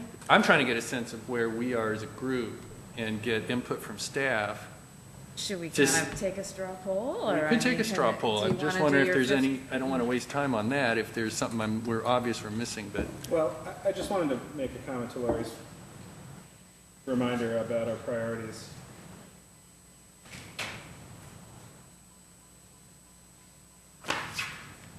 I guess those are kind of in a perfect world type of thing, right? Those might be the kind of thing that start out a sentence with a perfect world. what's not really captured there is maybe a prefatory statement. In the interest of providing the services we all desire, this would be our list. And we have to trust the professionals, I guess, to tell us how they're going to deliver those services. If they could deliver great wireless communications using our top choices, I can't see why they would be opposed to doing that, but with my very limited understanding of the industry and technology, I have a sense that they have to put some of the infrastructure in the areas where people want to use the service, and that's the rub here, right? That we put, in our priority list, we put at the bottom of the list the places we live, which happens to be the areas we use the services. So, we don't want these on utility, our lowest choice was utility poles in our residential neighborhoods, but the residential neighborhoods, I think by and large, are where we consume the services, and that's probably where AT&T is forced to deal with the issues, not at Safeway or at the library. Well, Mike, again, I think you put your finger right on it, and this is actually, maybe you stated better what I was trying to say earlier, which is we are out of balance in terms of what we want, what we're willing to tolerate. Right. And until we come to that balance, you are going to have the first time you try and put a big pole up in another residential neighborhood, you're going to have another 110 people in here. And I guess when I think about that, I'm thinking, yeah, that's what needs to happen. Yeah. Because that's how we'll come to that balance. When 110 people come in here and say, here's your trade-off. You're not going to get the service you want. You can get the service you want, or you, but you're not. You're going to lose your view. You're going to lose your view. Or you're going to have another pole, or you're going to have a higher pole, or you're going to have a two-tiered pole in your neighborhood. You get to choose one or the other. But we can't write regulation that does It's that. true. Yeah. So, and this is, I think, what we're all struggling with. We'd like to have some perfect formula that we could put on paper that would work. Well, I don't think we are, because I think we know. We've got these limits. We come up with a bare standard, an automatic permit that is reasonable for the industry, but mostly protects views and aesthetics. That's our starting point. I'm just trying to find that number right now. Then we go to the appeals process, and we're trying to revise those standards so that the industry has a reasonable chance to present its case and the public has a reasonable chance to oppose it. Right? I agree with you. Okay. And maybe that's in the interest of trying to move us forward. Yeah. I think is what you're trying to do. I think, we can, I don't want to make a motion. Yeah. But maybe, I think you were trying to go here. Do we have agreement and consensus among ourselves to this approach, that we agree that these are our priorities? We want to create incentives with the limits we're creating for the bottom of the list to encourage adoption and above. So we can move on to your question of, okay, is 15 feet the right number? But if we're agreed that this is the approach we want to take, then we're down to a much smaller discussion. Well, I think we Is did. 15 We reasonable? did agree to the priority list. Yeah, I don't think we want to change that. I think we're just deciding if we're willing to move that number slightly. And I'm still not sure we should, if the 20-some feet is necessary for the two elevation segments. As Lori said, that's just one carrier, and Right, I think they can make their case. maybe, yeah, when they need the two elevation segments, maybe that's suited for the appeal. Well, the two elevation segments, and there isn't another option down the list. Yeah, I right. mean, Yeah, I get that. Yeah. That's why I haven't committed, that's why I didn't want to make the motion, because I wanted to revisit, well, look what these other jurisdictions are doing. They're not defaulting to two elevation segments. Now, but Ken's response is, yeah, so we're not building there, and they may suffer the quality of their service. But as I said, my presumption is going to be in favor of view protection and aesthetics, because we can't get that back. Do you think if we make a slight adjustment, basically the adjustment that you brought that's new, do you think that your view and aesthetics will be compromised? What adjustment? Oh, the appeals process? No, just of the height, What's the slight change of recommendation in the height. The 20 and 50 or 20, and I think it ought to be 55 because the height limit's 35, and if you add 20, you can't get there if you have a height limit of 50. So it's kind of silly to have a 20-foot extension on a utility pole if it's likely to be 35 feet, and the overall cap is 50. What's the height of the residential neighborhood, though? Probably 35. Typically 35. 35, right, so, I mean, just imagine what that's going to be. I mean, Yeah, but you have. Why do we have 15 on top of the utility pole, Yeah. or 20 on top of the utility I pole? mean, we're trying to incentivize doing a smaller scaled antenna. But what we're up against is the reality of where we are today. Maybe in 3 years, all of those antennas will get swapped out and they'll be shorter. But in the meantime, are we going to allow them to be put on these utility poles and be 55 feet? That's what we're trying to decide. Well, I'm now kind of leaning towards sticking with 15, and then we'll fine-tune the appeals process if that's what they need, they feel like they need. If I'm in doubt, I'm going low, is where I'm coming from.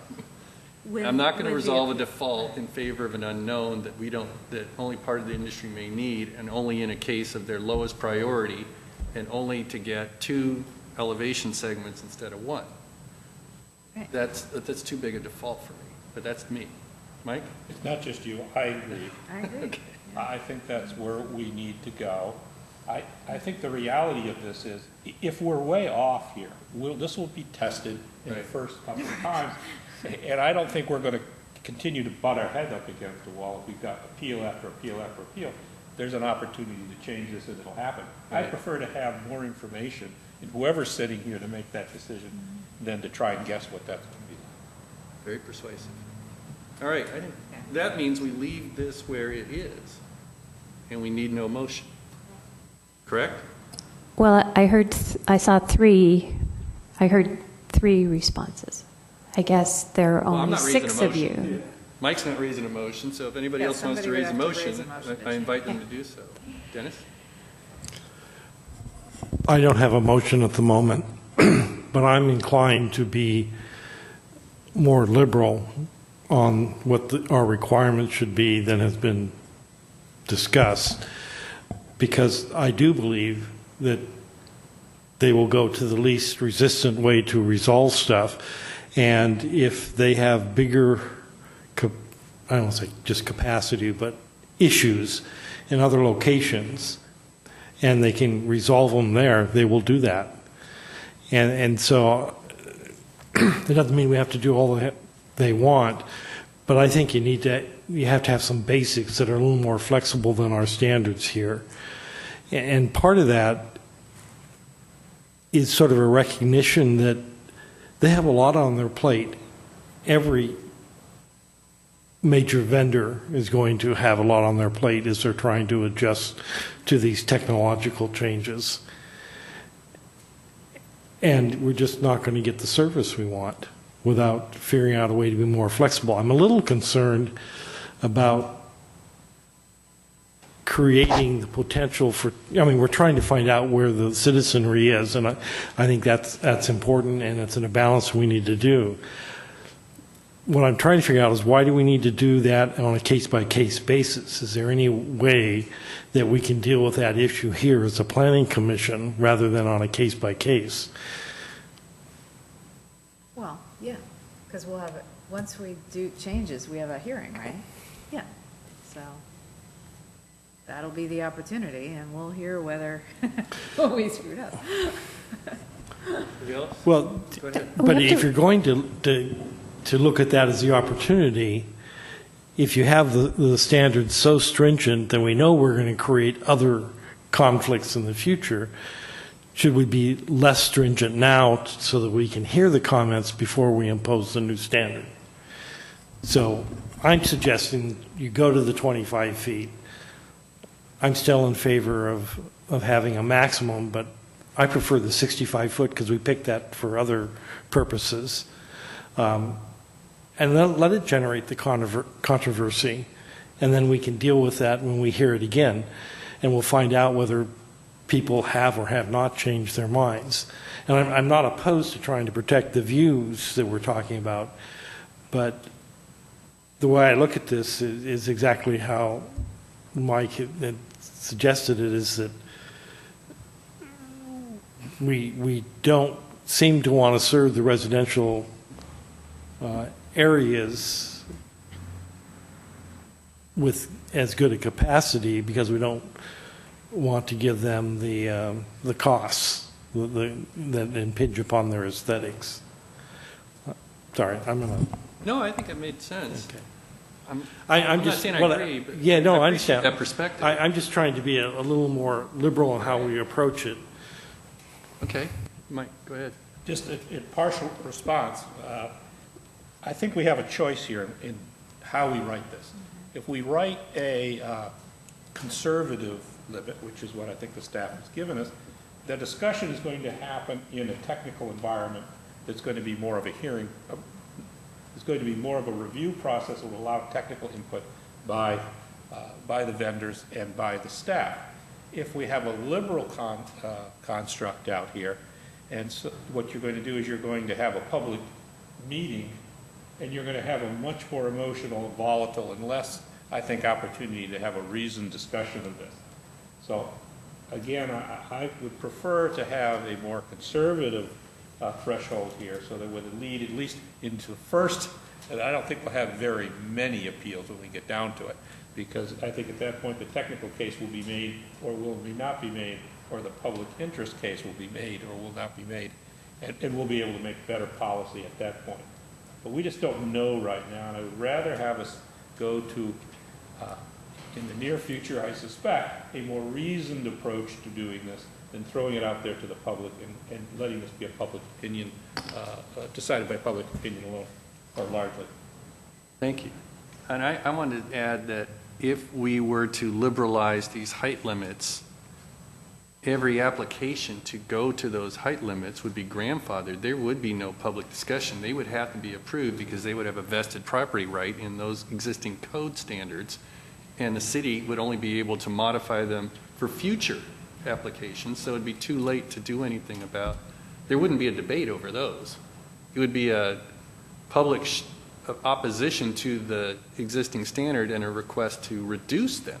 Right. So the cow's already out of the barn by that time for all the applications submitted prior to that change. Right. So there's more of a. Then it's really becoming a question of when will we have the fight? When will it be, when will we know when the public is their. The fight will be, the industry will bring it. Right. They're going to come to the city and say, we need the adjustment. And the other thing we have to remember, though, is that the lag time is poor service for the resident. And we have lots of people that run their businesses here in the city, and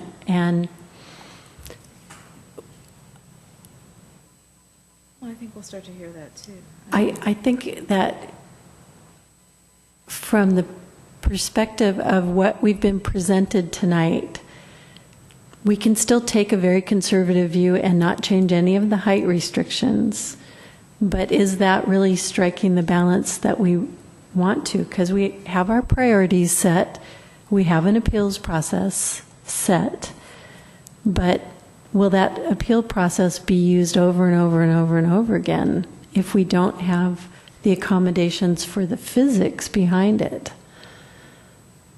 You're okay with the communications facility needing to ramp up an antenna and not being able to because it goes over the height limit and having to go through an appeals process? You're looking at me.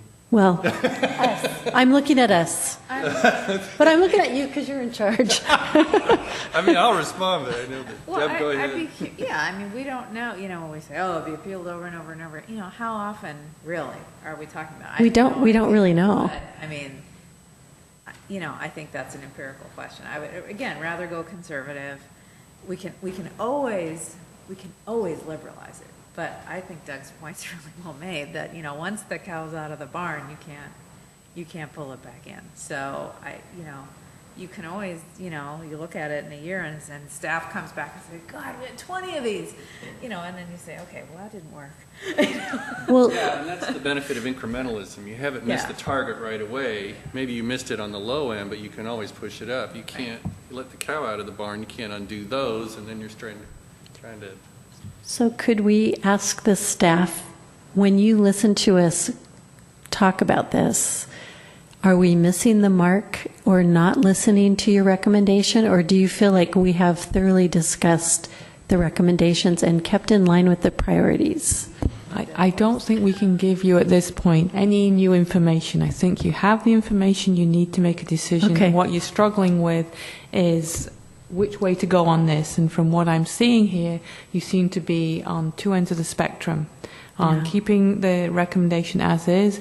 Maybe there's a little wiggle room to go to 50 as we've recommended, and then it seems that there are other commission members who want to substantially increase that to allow the height based more on what's been presented by AT&T. So I really don't see that there is a consensus here, and I don't really know at this point how staff can help you break that kind of deadlock. There's no motion. We don't have a Where motion. are we at? So- Although having heard Yeah. Debbie say that, I realized I think we do need to go to 50 if 15 feet is going to mean anything, because the height limits on most of these poles is 35 and most of the houses is 35. So 15 feet, and Ken made this point, doesn't do any good without a 50-foot cap instead of a 45-foot cap. So I would be willing to do that. So I'm going to propose that motion, that we increase for the utility poles and increase to 50 feet for the cap. In both areas, both the single-family residential and the view zones? Not the view zones. Not the view That's zones, so- 45 for the sake of the lake. So your motion is only 50 feet in the residential zones? In the That residential changed. can we do the commercial non-view zones? They're all Oh, already at that's right. 55. Yeah, those ones were already up there. So where it's 45, we go to 50 except the view zones. Ken, did you want to say something? I can tell. Say, in the commercial zones, it's 15 feet with a cap of 55. So if you have a 35-foot pole and you do 15, The you never 55 doesn't achieve the help. 55. Yeah, and there's an adjustment. Yeah, Well, that assumes the adjustment process is workable, because again, we know categorically that that from a utility pole perspective, that we could never meet that standard. for the adjustment process. Categorically, we would never be able to meet a 15-foot limit on top of existing pole height. We would always need an adjustment. If it was 20, we wouldn't need an adjustment half the time, because we've been told by PST that they can grant variances on half of the poles, which would get us under the 20 feet. Are you talking about residential or? Residential, Residence. sorry. I jumped back. My apologies. In commercial, currently in commercial, you have an issue where you have a 35-foot pole height, but you have a 45-foot height limit currently. So you can never get the 15 feet because you have a 45-foot height limit. Currently, In the view commercial- corridors, I don't see that changing. In the non-views, I would consider changing it so you can get yes. your 15. Yeah, Non-views we're- already up to 55, so Right. you have 20 feet. Right. You Which you only, can't no, you really only get use for 15 five, feet. but- You only get 15 feet to a cap of 55. So if the poles are 35, practically you'll never go above 50. That's a even though the height typical limit's pole. That's 55. not necessarily every pole. So the 55 does give you some value, I think, instead of 50. But I think the places that we're really looking at making the adjustment is in the residential, Right. correct? The utility poles in the residential districts currently do not make it Any place. useful. I'm sorry. Is Anytime you have a 15-foot limit on top of existing pole height, AT&T will need an adjustment, because we cannot get two sets of antennas within 15 feet, Right. categorically. I get that. Yeah. And my thought is, and I think I've said this, is you've got other alternatives. You've got other places you could put those antenna, and we've got our priority list of various ways in which you could mount new antenna, which is preferable to utility poles in residential. I think That's why I'm less sympathetic to, we've got to accommodate that I think my concern is that you have, elevation segments. They're all 15. They're all 15. Yeah, I get you. Okay, sorry.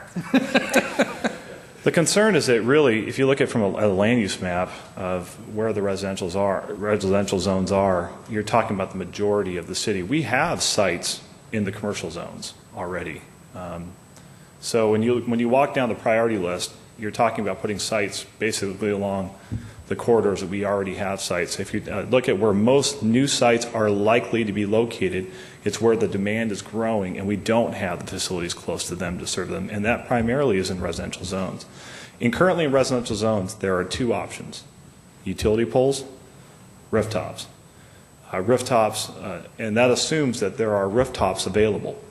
And I've talked to staff about this and asked the question, how many non-residentially used structures are in the city that realistically could be located on? I know of a few churches that they're 1 story or 2 stories.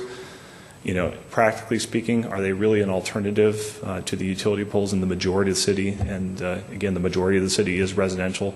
And I believe the answer to that question is no. And you're saying there's no towers in residential? There's certainly not many. I believe you mentioned there's one in. Right, there are some towers in residential zones, one on the north. But those would be non-conforming the second this code passes and could never be replaced, right? They would have to be removed at whatever point that tower became structurally incapable of supporting the equipment that's on it. Is that the grandfather standard, or is it if it continues the same use, you can replace it, right? No. You can repair, not replace. Correct. You can repair and maintain. And there's also facade. And I also point out the other thing that we haven't really touched on here is the ECFM process, which allows the carriers to do modifications to conforming and non-conforming towers, which can increase height from 10 to 20 feet. So on those existing towers, on those existing facilities, there already is a process mandated by the FCC that we cannot disapprove to increase height. The one thing that is important to know, though, is that you still can't replace a tower or replace a utility pole and fall under the ECFM process. The second you replace that tower, you're kicked out of that process and it's treated like a new tower. Why would you be replacing the tower? Well, if you were going to add height, typically you'd have to replace the tower for structural reasons, or if you're adding additional equipment to it. And typically, and it's more prevalent for utility poles. Those poles end up having to be replaced often when you're, even if there's like-for-like replacements, just stronger poles for the additional antennas or equipment that you're putting on it. But that kicks you out of that process and takes away the non-conforming. It no longer allows you to rely on those non-conforming sites because ultimately they will have to be replaced. Or the people that own the tower, in other words, the top carrier, starts kicking off the lower tenants to preserve whatever structural capacity there is left for their own use. If you look at the chart of review processes, there are other places, the non-residential zones, the PSP and the P zones, where even a new tower could go with a conditional use permit. All of those sites, or a lot of them at least, are in residential zones. The rooftop antennas, the facade antennas, the co-location, potentially new towers in the PSP or the P zones, those are available. The city attorney did look at the list of processes and felt that with the adjustment provision that at least a court test for whether adequate ability to cite would be successful was okay. I didn't follow that, but I'm kind of struggling with, okay, if 5 feet makes that big a difference, it may be worth amending this from 15 to 20. If we have so few options in the residential zone where the growth is exploding, there's really very little outside of utility poles to work with. We're already at 15. Does 20 really change the landscape that much? And I'm really torn, and so... And my point to that earlier, Doug, you can consider it if you want to. Every commissioner can consider it as, and Ken can provide feedback if he thinks this is a good idea, is 20 might work in a much wider percentage of cases than 15. 15 we know will never work. 20 will work when the separation is 3 feet or less, assuming 16 plus 1. Right. it seems we can eliminate more of the non-working situations if we did something like 17 plus the separation distance required by PSE, or the utility company, however you want to phrase it. Trying to nail that number when you're trying to bake in a separation value that you don't know seems problematic. I know you'd like to do it, it's simple, but it seems expedient, but it just seems to, you know, in cases where they come back and say that your separation distance is 5 feet, well, then now you have an adjustment process, and why? What was the value of doing that? AT&T is saying they need 17 plus whatever PSE says the separation is. Isn't that a simple way to go?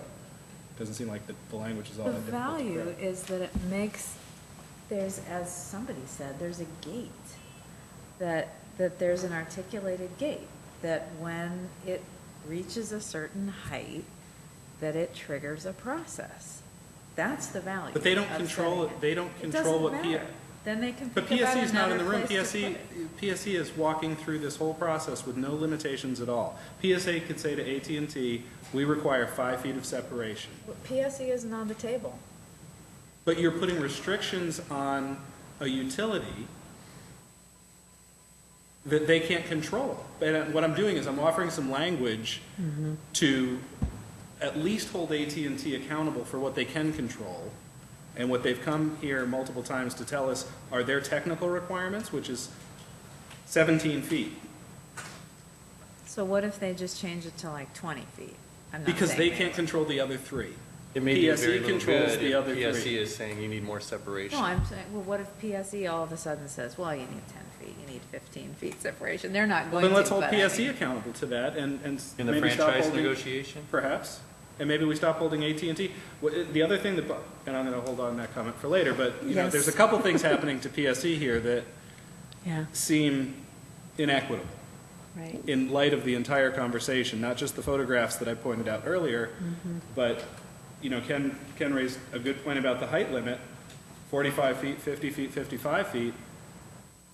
That all is dictated, it seems to me, by what PSE wants to do with that pole. You're And saying they have unfair advantages. When you I say it's haven't heard- inequitable, I haven't heard any height restrictions Right, on from PSE. staff on what they can do. And if PSE says the right height, given the topography of this land, is 50 feet, there's nothing AT&T can cite on that pole. Right. There's, right, but if we have a cap of 50 or 55 feet, then allowing that variable in terms of, what do you call it, clearance between the PSE transformer and the AT&T antenna is still controlled. It's not a blank check to AT&T. That's why I'm saying that in support of your concept here. I think the concept isn't so threatening because we still have a cap. Right. Yeah.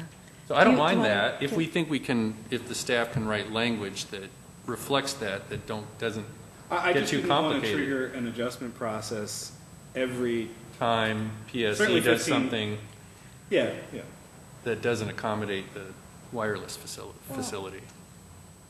I guess So- I would trigger it if it's beyond what the neighborhood might have a problem with. And that, I mean, again, that's our test, I would think. Well, could I make a motion? Anybody can make a motion. Okay, I'd like to make a motion that on the residential columns, not the commercial or the view areas, that we bump the 15 feet to 20. And that would make an accommodation for most of the antenna clearance along with the separation from the PSE. It won't cover all of it, but it'll cover much of it. Did we hear a figure of 50%? Something like that, but we don't really know what that, see, those are the variables we don't really have concrete information about, but we do have concrete information about the fact that 15 feet is never going to work. So I think making an accommodation to allow for those 2 antennas and a little bit more, which won't cover all of them, but some of them, 20 feet is a very concrete number. It doesn't leave anything open-ended. And then once it goes beyond that, it kicks into an appeals process. So it's 50, right? So it's 20 additional What's the with a total cap? 50-foot max, because otherwise it doesn't make any sense. Well, we'd have to go column by column to We're look just at talking that. about one column, residential. Just the one column. That's all we're talking about. For utilities. I think when you look at the map, that's a good accommodation. Is there a, what's the cap? 20 additional, and what's the cap? The maximum height of the, Well, so it would be in column 2, correct?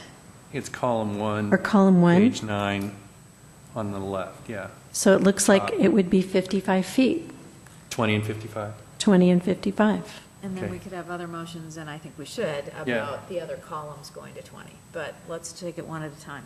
Okay, so Carol's made the motion, 20 feet, cap of 55, top column, page 9.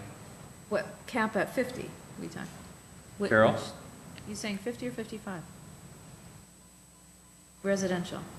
Well, if you have a 35-foot pole and you add 20 to that, you're going to have a 55-foot cap. Right now, 20 additional and 55 cap. Well, that's higher than staff. recommend. Top left column on page 9. That's the motion. Do I hear a second? Second. Okay. Discussion.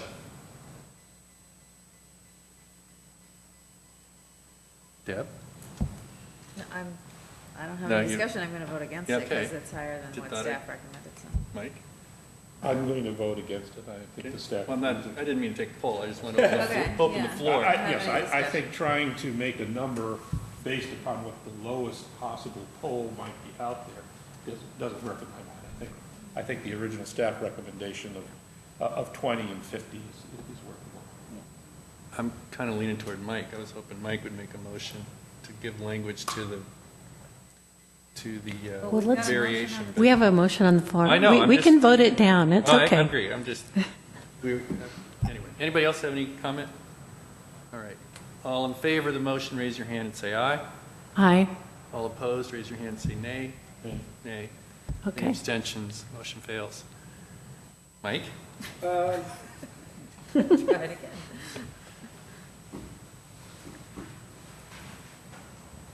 Yeah, so I'm hesitating, Doug, because I need maybe to talk through this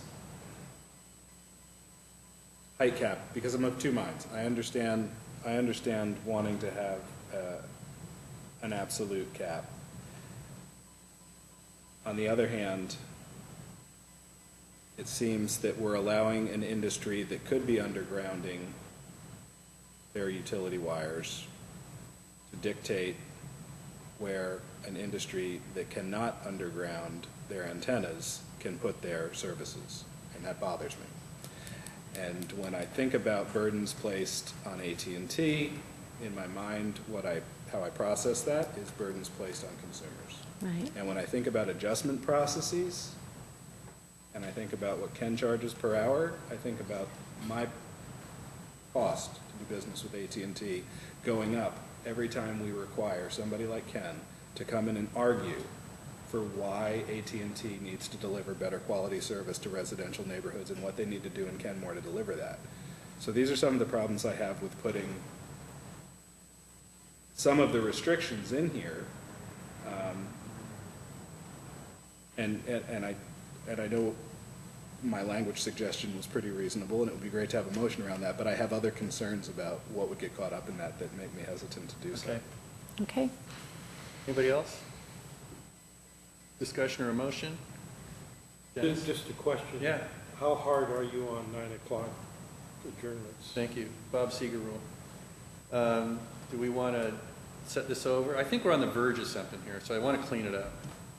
Because we all, I think, have to relearn this thing every couple of weeks we come back. Yeah, I want to sorry. take advantage of the momentum. But thanks for bringing it up. Deb, you have a motion in mind? I'm good with You're good with where we are? Yeah. But I'd like to get to the other topics because I think that's about the adjustment. But Yeah, I agree. Well, could I make Absolutely. okay, I'd like to make a motion that we change the 15 to 20 and make the cap 50. Okay, any questions? Do I hear a second? Second. Okay, any discussion? I am confused. I thought we had already voted on that. No, it was 55. 55. Oh, This is sorry. 50. I wrote it down. And this is just residential still. Just Top residential. left Yep. column on page 9, right? Mhm. All right, any other discussion? All in favor, raise your hand and say aye. Aye. All opposed, raise your hand and say nay. Nay. Any abstention? Motion carries. Nice. Okay. Do we want to then, we got the momentum here, fine tune any of the other zones in these, any other column? I would like to make a motion. Yes? That in column, page 9, columns 3 and 4 and 6?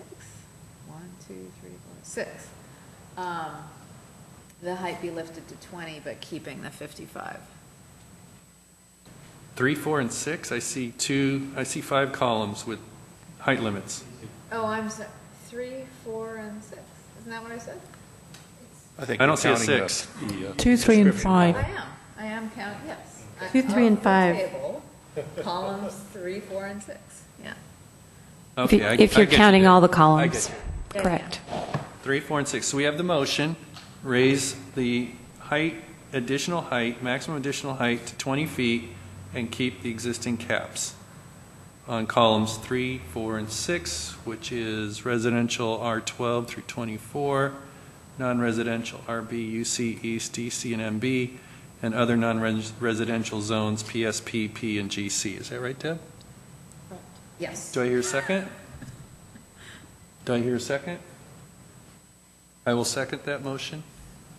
Do I hear discussion? Mike? I'm in favor of increasing the height limit here, but I'm thinking about the incentives we're trying to create here. The difference spread between 55 and 50 isn't that great.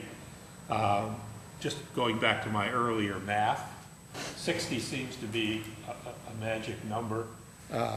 I'd suggest or ask that you amend your motion to increase that to height of maximum 50, or 60 rather. Well, again, okay. Are we in discussion? We're in discussion. Well, so if the poles are 35, think about what we're saying, that's all. That's my comment.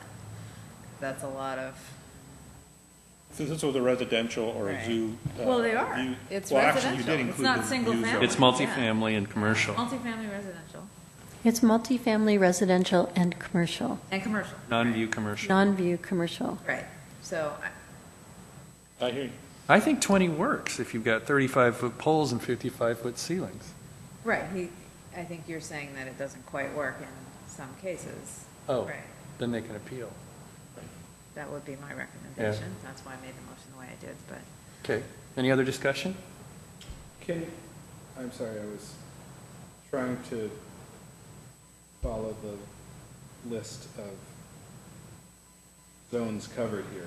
Could we repeat the column and zone letters that were? They are of and I was counting each column in the table, including the descriptor. So we are talking about the third column, the fourth column, and the sixth. So they are residential zones R12, R24, non-residential RB, UC, DC, NB, and other other non-residential, which is park and government. So, Private, semi-private, Mm-hmm. or private, semi-public, or public, semi-public. All right, so the motion is clear? No, Mike? I'm sorry. So kind of working, if we called the first residential that we've already voted on column 1, this would be 2, 3, and 5? Right. Correct. Okay, thank you. Any other discussion? There being none? And this is to make all of those 20 and 55? 20 and keep the existing max, but they are 55. right, 2055. Further discussion? There being none, all in favor, raise your hand and say aye. Aye. All opposed, raise your hand and say nay. Any abstention? Motion carries. Okay, do we need to fine tune any of the other categories? Satellite dish, tower, Nope. facade, rooftop, co-location. Nobody? No. Okay. All right. I propose it being 9:20 that we set over the rest of the discussion on this topic for the next meeting. Do I hear a second? Second? Okay, anybody object? All right. Next item on the agenda is adjournment. Anybody care? Go ahead, Mike. Anybody care to make any comment? I have one Topic. logistical Yeah. comment. The council are trying to schedule a meeting with Lake Forest Park Council and the North Shore Fire District, and they're targeting April 5th. I think they're trying to maybe set that meeting at the fire district, but if that doesn't happen and they think this is a better location for that meeting, my question to you would be, would you be available to meet on the Monday, April 4th? I am. The 5th. Instead of If Monday, the instead council, of if the Tuesday. council take the 5th here, would you be available on the 4th? Any objection? We're just kind of taking a poll here in case that happens. Yeah. My only objection is I'm going to be out of town, so whichever night we'd meet, I would be phoning in. So I'll get with Tila before I leave town. So So the dedication there. I tell you.